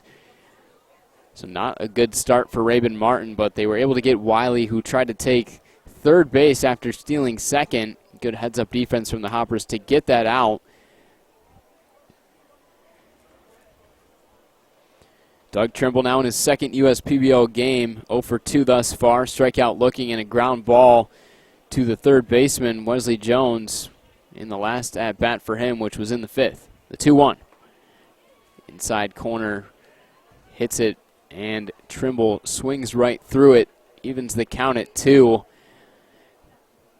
And earlier, Matt, we talked about Randy Dobnik, obviously moving up to the Minnesota Twins organization. We kind of talked about him not being the hardest thrower, able to use some of his off-speed stuff to his advantage, but eventually increase the fastball velocity. But kind of to go off on a tangent about velocity, me and Chelsea were talking about it a little bit last inning, but Martin, just the fact that he's able to go from like 91 to 71 in the matter of a couple pitches is just pretty incredible. Look at that. Fastball inside corner at 88. Gets Trimble swinging. First strikeout for Raven Martin, but just the change of speeds we see from Martin shows why he can be so effective. Yeah, and you notice when Martin throws that his curveball seems to get quite a few he can change speeds on his curveball and not just between his pitches. And when you can do that, it really does prove effective because wait for this delivery here. Yeah, first pitch into Campana misses below the knees there, but yeah, it really is incredible to see. You know, he goes from 71 to 91, 92. He'll top out at about 93 with the fastball. And just like that, I mean, it really throws off the timing of the hitters. There'll be a time once in a while where a hitter will take advantage of that. They'll guess a pitch because there have been quite a few home runs hit against Martin this year. 5 home runs through 31 2/3. So they will get him once in a while guessing, but I mean, sometimes it's better when you got the hitter guessing up there. Never know what he's going to bring.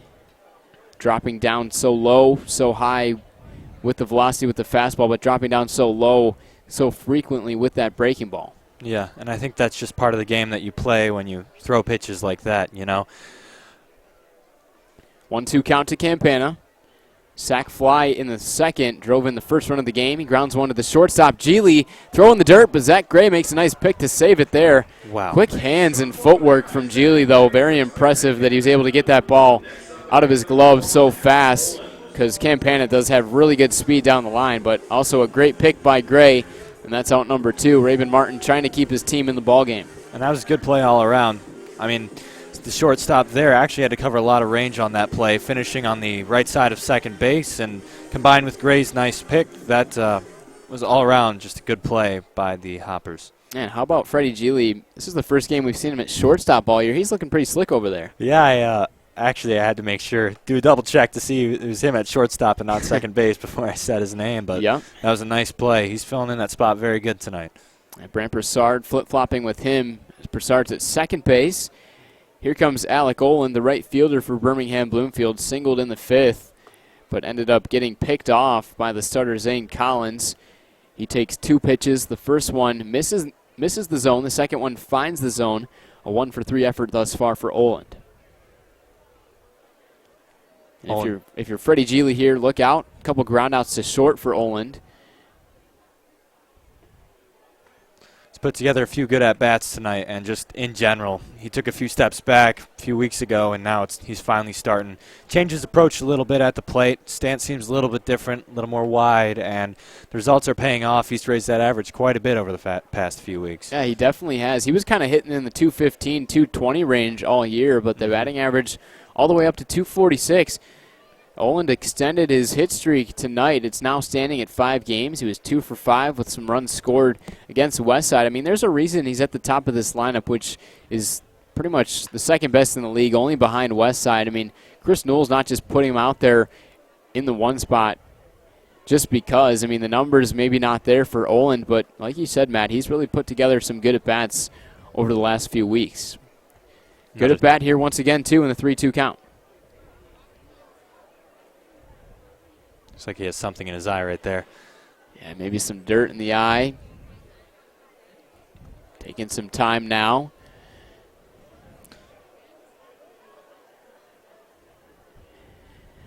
Martin looking for strikeout number 2. Struck out Trimble to begin the inning, looking to strike out Oland to end it. He would send down Beavers 1-2-3 if he can record the out against Oland.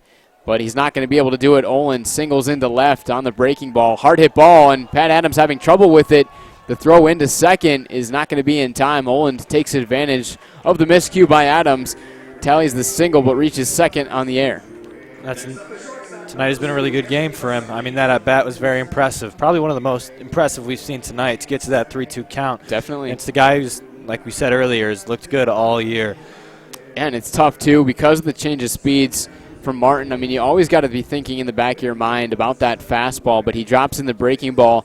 Oland was right on it, sent it into left, pulling it.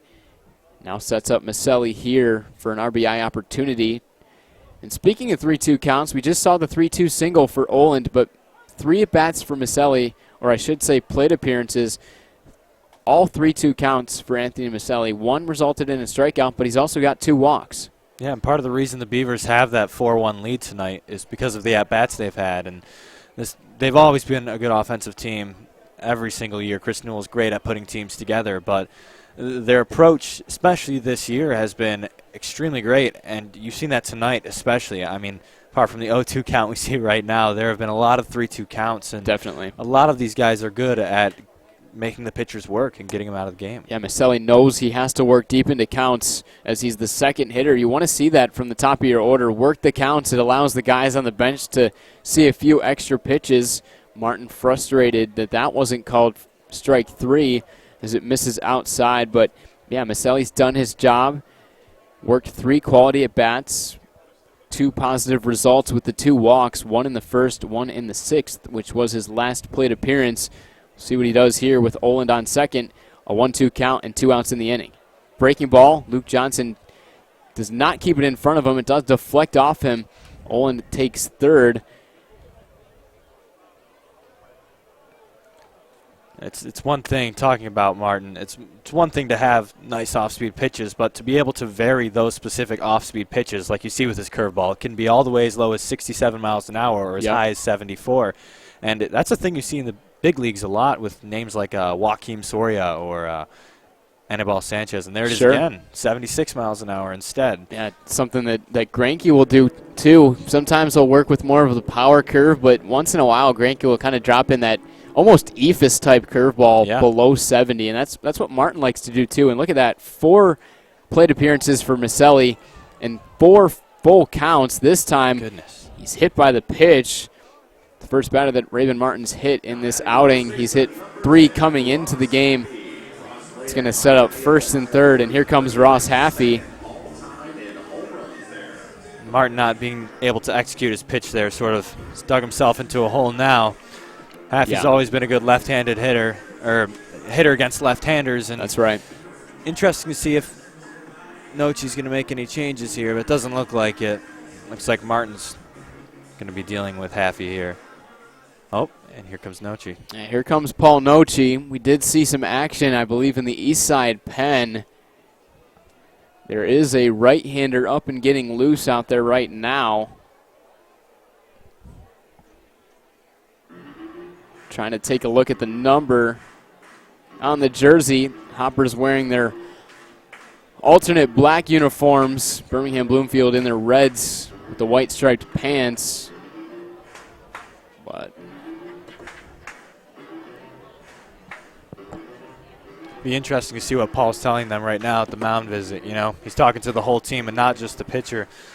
Looks like they're trying to set up some sort of play here, but really do wonder what's going on in that conversation right now. I mean, obviously, Paul Nochi doesn't want this game to get out of reach. Birmingham Bloomfield already with the 3-run lead. He got one of the best RBI producers coming to the box in Ross Haffey, second in the league in RBIs with 28, and a guy that with one swing of the bat could blow this game up with 2 men on. First and third now for Happy, who's got 7 home runs, but also Nochi may be buying a little bit of time for the relief pitcher too. Couldn't catch a jersey number on him, but it is a right-hander getting loose. I think that might be the idea too, talking to the team, but in reality, just trying to delay it, as that pitch hits outside. Yeah, that's like good breaking ball at 70 miles an hour from Raven Martin. Happy's had some trouble with the off-speed pitches in his last few games, really. Last night, a couple of strikeouts. He did go 2 for 5 with 2 RBIs, but he's also got a couple strikeouts in this game. This time rolls it over to third. Wesley Jones makes the play on the run. A good throw. Jones makes it look easy, and Raven Martin escapes out of the first and third jam to keep it a 4-1 ball game. We head to the 8th. When we come back, it'll be Freddie Geely, Luke Johnson, and Pat Adams due up for Eastside. You're watching the USPBL YouTube channel.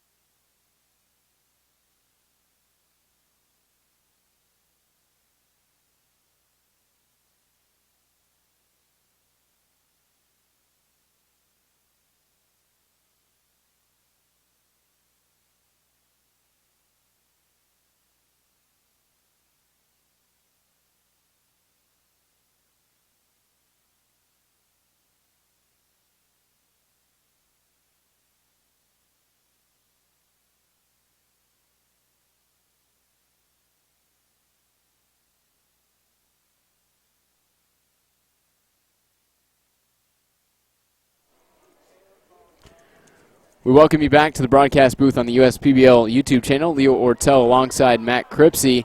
We've got a new pitcher in as Freddie Geely fouls off the first pitch against him. That's William Robertson, the product out of Sandy Hook, Virginia. Right-hander standing at 6'5", weighing 215 pounds. Takes over for Garrett Chrisman, and how about the start for him? 7 innings pitched, only 3 hits, no earned runs. He walked 3 but struck out 5. A couple of really good outings in a row for Garrett Chrisman. William Robertson has Freddie Geely in the 0-2 hole.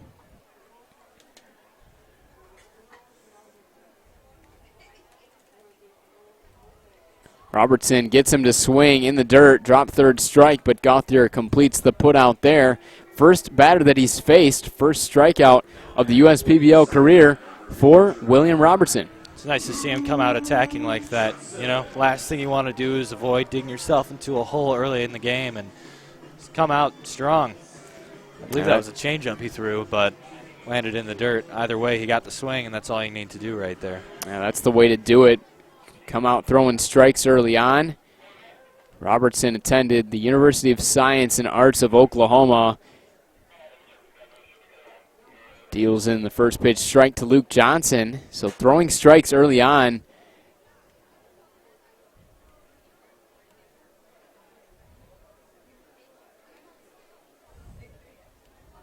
Oh, 1 count to Johnson. This one sent deep into left field, and you can forget about it. Johnson with home run number 8 ties himself with Javon Shelby for the league lead, and that was a no-doubter. You could hear that one was gone right off the bat for the Hoppers 3-hitter, the catcher, Luke Johnson. What a swing by Johnson right there. Can't get much of a better swing than that. Doug Trimble just turned around and left and said, you can forget about it. Hoppers with the second run of the game. Fighting back in. Still not over here in the top of the 8th. First home run we've seen of the game. A big swing for Luke Johnson, and hopefully this can provide the Hoppers some momentum going forward. It's exactly what you need. You know, on the mound you got to avoid letting yourself be shaken up and just go back out and throw strikes. We'll see how he approaches it here against arguably the best hitter in the league. Right, here comes Pat Adams. But welcome to the USPBL, William Robertson. Luke Johnson with the solo shot. After the strikeout to Geely, Adams lays off ball 1. Maybe Robertson throwing a few too many strikes early on, but the Hoppers all over him, swinging the bat against him so far. The 1-0 misses outside. It's 2-0.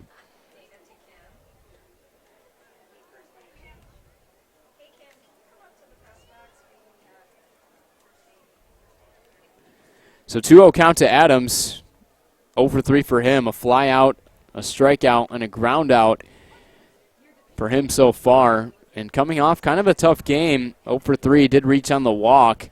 But there was one point in the season where it was 28 games in a row that Pat Adams reached base safely. There's only been a handful of games this year where he has not reached base, and that's why he's been able to put up the numbers that he has. A 346 average, 3 home runs, 17 RBIs. Also leads the league in on-base percentage coming into the game. That mark, 497. I mean, just absolutely incredible for Adams. Definitely has put himself in MVP contention.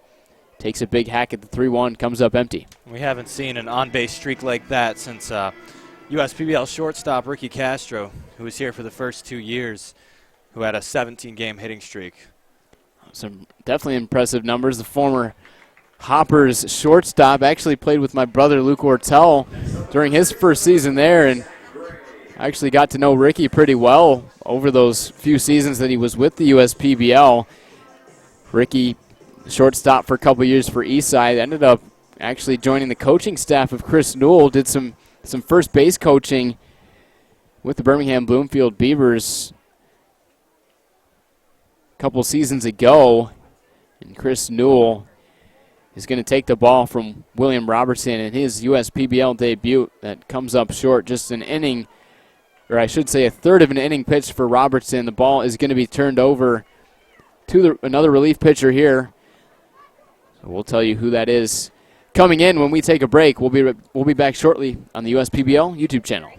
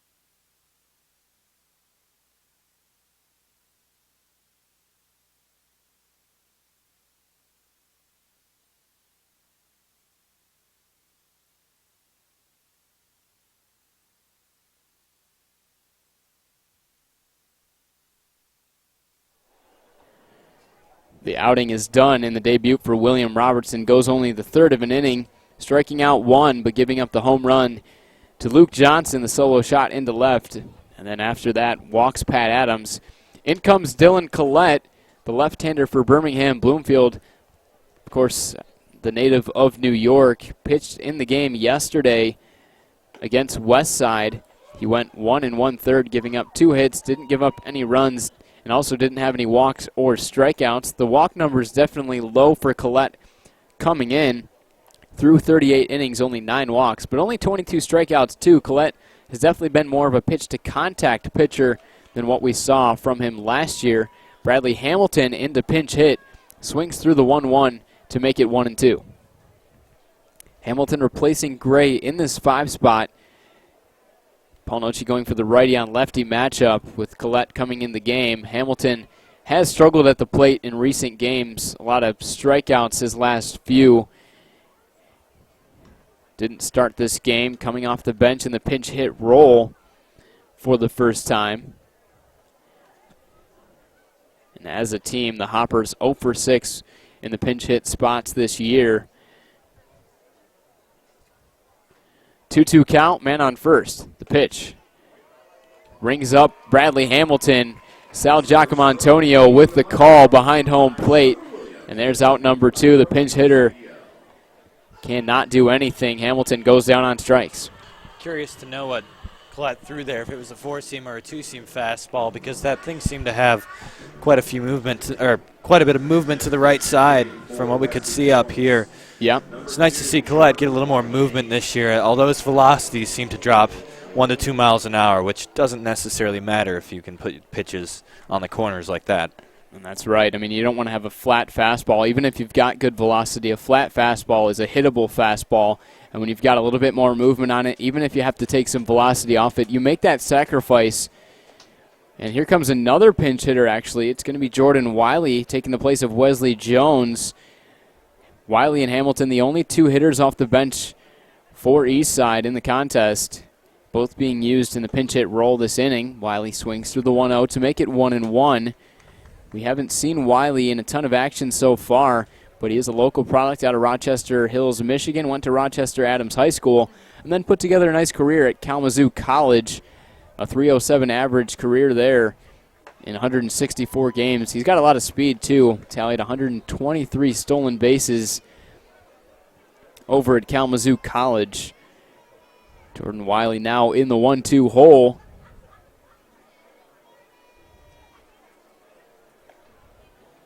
Man on first, that's Pat Adams with 2 down. Driven to center field, Nick Campana ranges in. Solid contact for Wiley, but Campana comes up with the catch for out number 3. Eastside does strike with a run. Luke Johnson sends one deep over the left center field wall to make it 4-2. We'll see if Eastside can hold the Beavers in the bottom of the 8th when we come back on the USPBL YouTube channel.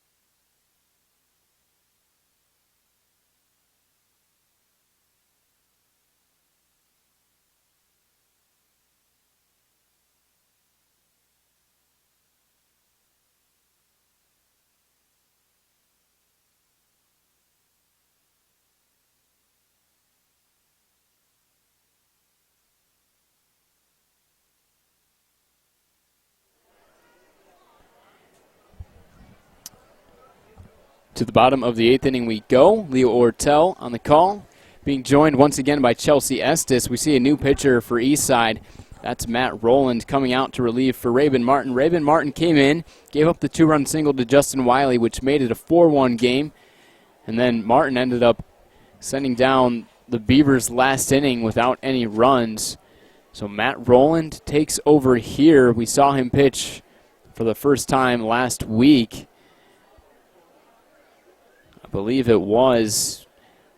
Rowland has only made 3 appearances, 2 1/3 innings so far, 5 walks, 3 strikeouts, and 3 earned runs. Clearly control has been the issue for Rowland, who was the 11th round draft pick of the Braves in 2016, drafted out of high school, then ended up getting released. Gauthier fouls off the 1-0. Rowland ended up moving on to play with the Evansville Otters. Did not have much success there. Looking to make it back up to the next level. He'll have to deal with Adam Gauthier. 1-1 count against him. And Adam's going to give him a fight.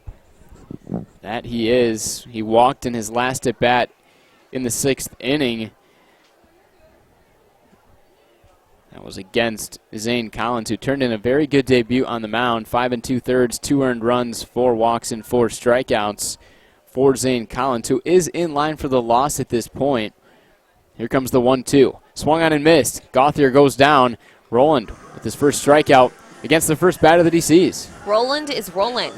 Absolutely. That's the way to say it. Hey. Let's see if he can continue the roll. But yeah. I had to. I'm the one full of the cheesy jokes here. Hey, why not? You know?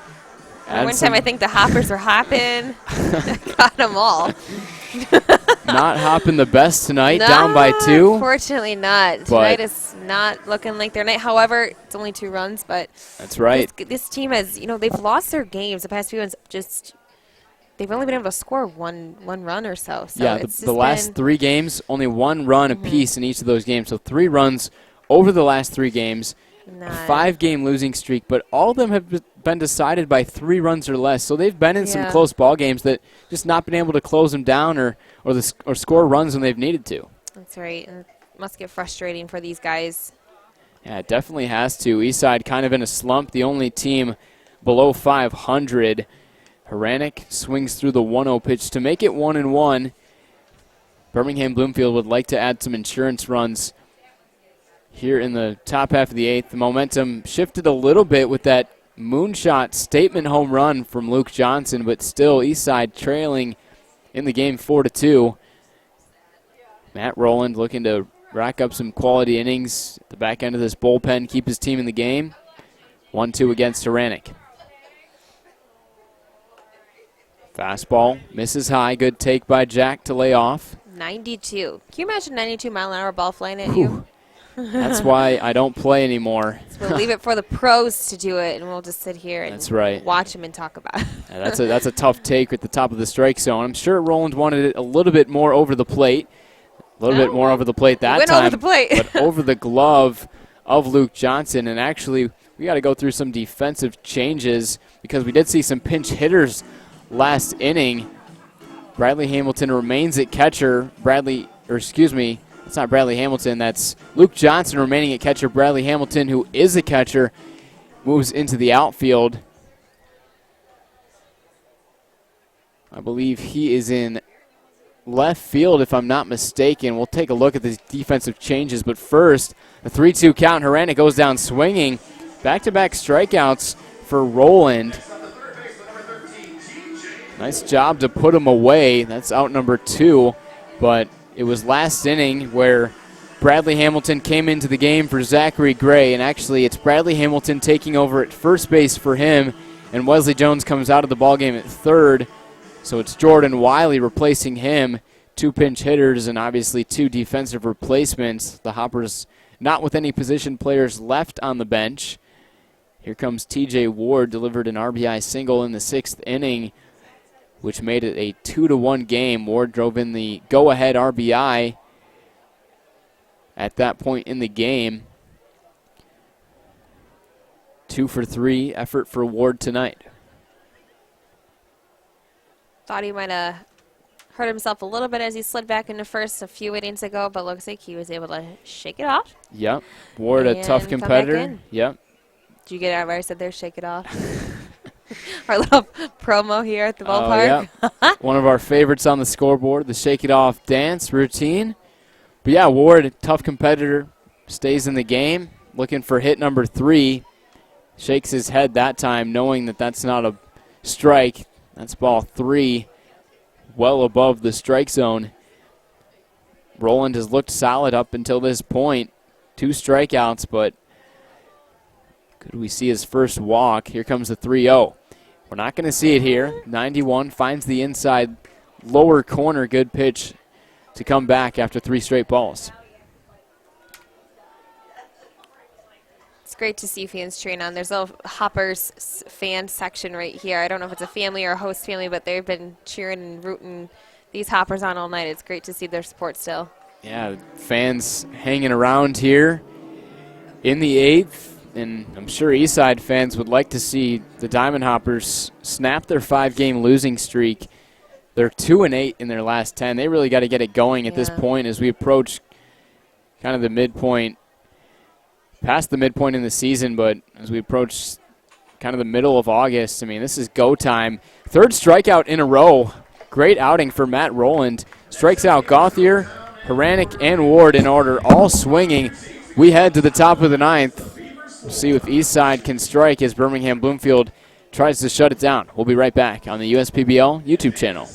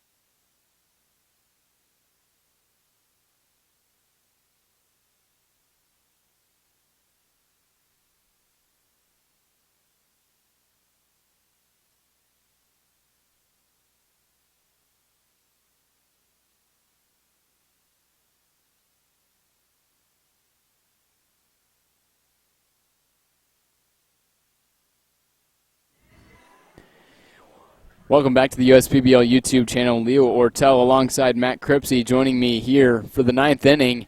Ashante Wheatley will lead off against Dylan Collette looking for the save, but kind of a little update from Matt. Randy Dobnik, of course, being called up to the Minnesota Twins, just joining the team today, and we could see his debut. So currently we're through 3 complete innings with the Twins versus the Indians right now, and Indians have jumped to a 4-0 lead, but the more interesting part is Kyle Gibson, who is the Twins starting pitcher, has already worked in 70 pitches just through 4 innings. Now, understanding Dobnik's role with the Twins in this tight race for the division lead, is that they're going to need him to go quite a few innings, and they're going to need him to provide relief for that bullpen, for those hard-throwing guys who are meant for those tight situations. And especially with him making his debut, you want to put him in the least stressful situation possible. You know, with Gibson at almost 80 pitches now, the question now is in the air. Is Dobnik going to make his debut tonight? And it could be very likely. So make sure you guys are tuned into that game, and we'll keep you updated as much as we can here. Yeah, with this game about to wrap up, be sure to try to tune into that Cleveland Indians versus Minnesota Twins game. We could see the major league debut for former Utica Unicorn Randy Dobnik on the mound. But back into the action here, as it's been a very exciting week with Dobnik moving up to the Twins. Ashante Wheatley trying to help his team out, down by 2. Wants to get on as the leadoff hitter in this inning. He's in a 1-2 hole. Single for Wheatley drove in the only Hoppers run of the game back in the second. But since then, a couple of outs. Wheatley is 1 for 3 and now make him 1 for 4. Dylan Collette tallies another strikeout here for out number 1. Collette looking to close it down for Birmingham Bloomfield, looking for their 20th victory on the season. And Newell's had to deal with a lot of injuries throughout the team, especially with his pitchers. And Collette's been a nice addition for them in this season, even though he was here last year. He's provided a lot of stability in that bullpen for them. Yeah, especially with Matt Dallas, who we thought was going to be moving on to the San Francisco Giants. Didn't pass the physical exam, I should say, with his arm. Maybe having some problems. He's now pitching in a different independent league, but Collette's the closer for this team now. He's got 4 saves, which is tied for Matt Dallas technically in the stat book. So Dallas looking to get save number 5 and close it down. Riley Mahalik takes the first pitch, then swings at the second pitch to make it 1-1. Mahalik 0 for 3, a couple of pop-outs as well as a strikeout. How about the start for Garrett Crispin? 7 innings, 3 hits, no earned runs, 3 walks, and 5 strikeouts. He's in line for the win, and he'd also be the USPBL player of the game if Collette can close it down here. And he's looking strong. He deals in strike 2. Good breaking ball. That was a good start for Crispin. He's really, with Gary Salisbury, who came into the season starting opening day, he was the ace of this staff, and he looked very good last night. But Crispin's giving him a run for his money right now. I mean, he has looked very good these last few starts and is completely controlling the strike zone. Yeah, when Crispin is on, he's on, and he sure was on tonight for a second quality start in a row against Eastside. 7 innings of scoreless baseball and back-to-back outings for him, both against the Diamond Hoppers in a matter of a week. Mahalik fouls off the 1-2, but you got to give a lot of credit overall to the Beavers pitching staff, the relievers these past few games, because Birmingham Bloomfield used quite a few relievers in the game yesterday. Jared Price, Dylan Collette, Patrick Baker Jr. in his debut closed it down, but those 3 ended up posting 4 innings scoreless. And now Birmingham Bloomfield's pen has done a pretty good job. Just the 1 earned run against William Robertson, but a stronger start for the starting pitcher going 7 with no earned runs makes it a little bit easier on the pen. Collette's doing a nice job so far. Mahalik down 2-2. Outside corner fastball just misses off the plate. And for an offense that has looked great this whole year, it's nice that the pitching staff has finally come together because they can win those close ball games, and it's really helping them down the stretch and could lead them to another championship. That would be 3 in a row for Birmingham Bloomfield, back-to-back champs. This one rocketed to first, hits off of Haffey, keeps it in front of him. That's a great play by Ross Haffey to sacrifice the body to keep it in front of him, and it results in out number 2. Eastside down to their last out. So here comes Brant Broussard. Not a bad performance for him. Joined Eastside last week after moving over from Westside. The former LSU product in this game. 1 for 2, including a hit by pitch. So he's reached a couple of times. If he can get on, Sean Guida in his debut is due up on deck. Both bench players have already been used for Eastside. Jordan Wiley and Bradley Hamilton both pinch hitting in last inning. We're not able to pull through. See if Broussard can get on. He represents as he sends one foul. The man on deck, Sean Guida, would represent the tying run. Broussard has to get on any way he can.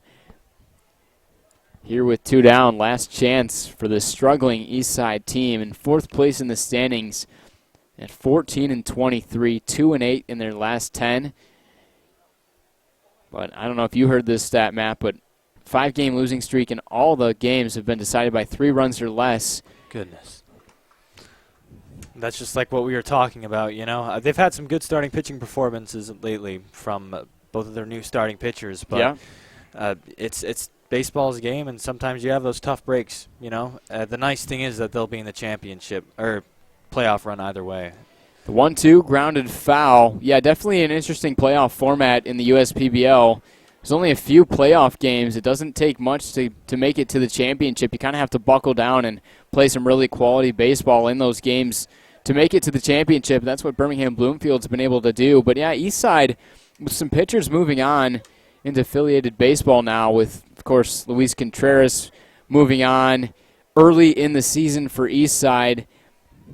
And then just moving Noah Goetze onto the Colorado Rockies organization. They've had to have a couple guys step up. Dugan Darnell, Jamon Taylor, and now tonight with Zane Collins. Those are three guys that have thrown some pretty quality innings for Eastside, who at the beginning of the season had one of the lowest team ERAs, but now with the highest team ERA coming in at 4.87, which is really shocking. They've walked as a staff the least amount of batters in the league. They've struck out the most. Brent Broussard grounds one to the shortstop, Maselli. He makes the play. Throw in the dirt is wide. It throws Haffey off the bag. And Eastside is going to have a chance here with Broussard reaching. It's going to be Sean Guida stepping up. He represents the potential tying run at the plate. And going back to what you were talking about earlier, I mean, being a developmental league like we are, you know, sending a lot of pitchers to professional organizations, that's just the tough breaks that happens. You know, you saw that with Spencer Stockton, too. He was arguably the best starter in the league at the time, and, you know, he's gone, and the Unicorns are having, for example, Ty Hensley step up. But the run at the championship is tough to make when you are a low seed. For an example, the Mammoths had to make a run the lowest seed, and they got all the way to the championship. Just the problem was when you play 4 straight games, your pitching staff gets worn down. And you can only do so much when you're going against the team that won the division and is throwing their ace, and they have a bunch of fresh pitchers to go at it. That's what makes it so tough for them. Now, that's definitely a good point. Sean Guida in his USPBL debut has tallied the one single, I should say public USPBL debut. Guida debuted on Tuesday against the Utica Unicorns in the non-public game. But the public debut is really the true debut in front of the fans, a little bit more pressure. And now the Hoppers down to their final strike with Broussard on first. 2 down, Collette looking for save number 5. He's not going to get it here. Guida up the middle. It's into center field for a base hit. Broussard does hold up at second, but the Hoppers are not going down without a fight. It's going to be Freddie Geely to see if he can continue the ball game for his team. It'll be interesting to see and there he's coming out now, what Chris Newell's going to say to him. In fact, it looks like he might be pulling him. We have a righty warming up in the bullpen right now. Not really sure who that is, but then again, you got to remember, Colette's arguably your best pitcher right now. Yep. And it's a lefty-on-lefty matchup, so it's decision time right now for Chris Newell, but it looks like he's going to try and calm him down right here and just let him get the last out. And it looks like it's Colette's save to earn in this situation. First and second for Eastside with 2 down. A tough game for Geely. He has reached once on the walk, but 0 for 3 with 2 strikeouts in his last 2 at-bats. There is a right-hander getting loose in the pen out there for Birmingham Bloomfield. And I believe that is Patrick Baker Jr., number 99, who made his debut last night, closed down the game. It wasn't a save situation with Birmingham Bloomfield out in front by 4. But, yeah, for now it's going to be Dylan Collette trying to close it down. Not if Freddie Geely has anything to say about it. Collette set now, play resuming, first and second. First pitch to Geely, hits the inside corner. Sal Giacomontonio giving that call in favor to Collette, kind of a borderline call. Big at-bat here. You got to get Geely out. If you're Collette, you do not want to have to face Luke Johnson with the bases loaded.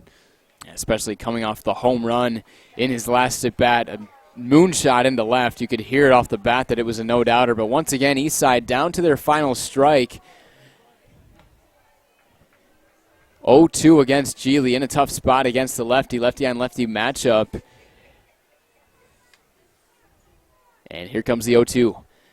The delivery misses outside. 76 from Collette trying to fool him with the breaking ball, but doesn't place it quite where he wanted. A little bit too outside in that right-handed hitting batter's box.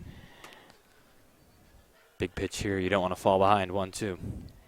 1-2. Sent over to the left side. It's through for a base hit. Paul Nochi is going to stop Brant Broussard at third. How about this two-out rally for Eastside? The E6, Brant Broussard reaching. He's now on third. Guida with the two-out single into center, and now Geely with the two-out single into left. He didn't hit it hard, but he hit it exactly where he needed to. And here comes Luke Johnson. He's already got one walk-off this year. It was a home run a few weeks ago for Luke Johnson. He's coming off a home run in his last at-bat, and with Chris Newell coming out for the second time this inning, it looks like the outing for Collette is going to be over. And I feel, at least from what I could see up here, I think T.J. Ward might have been able to field that ball if he was fully committed to that, but maybe there's some communication error between third base and shortstop. Yeah, I didn't really catch that, but yeah, it looks like you might have been right.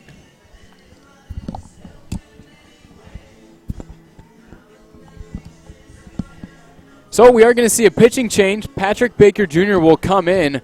We'll take a break and be back shortly on the USPBL YouTube channel. Hold on to your hats.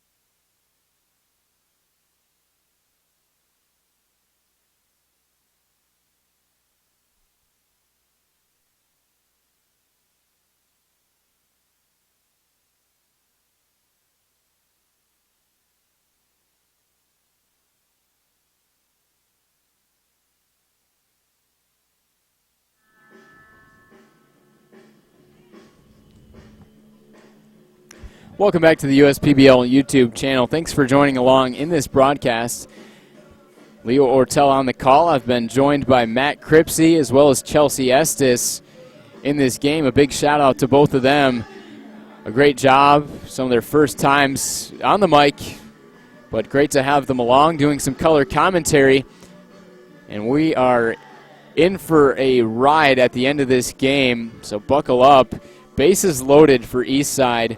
They've put together a nice two-out rally. Dylan Collette was in for the save, got Ashante Wheatley to strike out, got Riley Mahalik to ground out to make it 2 down, but Brant Broussard reached on an error from Anthony Maselli, Sean Guida, and Freddie Geely in back-to-back at-bats, a couple of singles.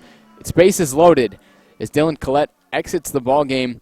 Chris Newell hands the ball over to Patrick Baker Jr., the native out of Fairfax, Virginia, was recently with the Baltimore Orioles organization, and after dealing with some injury problems was released, but he put up some good numbers there, and he had a clean inning in his USPBL debut last night against Westside, and a scoreless inning for him with a strikeout to close down that 4-0 win, trying to close down what could be a 4-2 win. Here's Luke Johnson. He'll be the decision maker in this game. He takes strike one. Johnson not in a walk-off situation here, but he walked it off in a 9-7 extra inning victory against Birmingham Bloomfield a couple of weeks ago. The 0-1 misses outside that time. We saw some really impressive stuff on the mound from Patrick Baker Jr. in his debut last night. A little bit more difficult of a spot. Came in with a clean slate and got 3 in a row in the debut, but bases loaded with one of the best power hitters in the league up, Luke Johnson. The 1-1.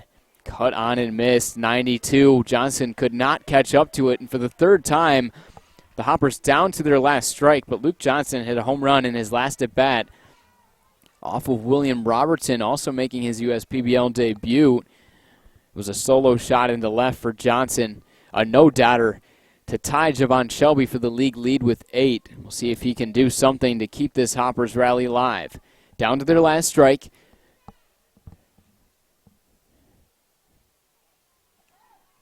And now time called. Patrick Baker Jr. taking a long pause, and Luke Johnson steps out to readjust himself.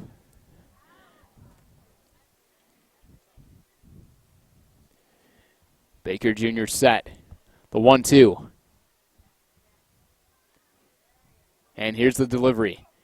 Outside, you probably couldn't hear it, but a big grunt from Patrick Baker Jr. giving it his all. 93 missing outside.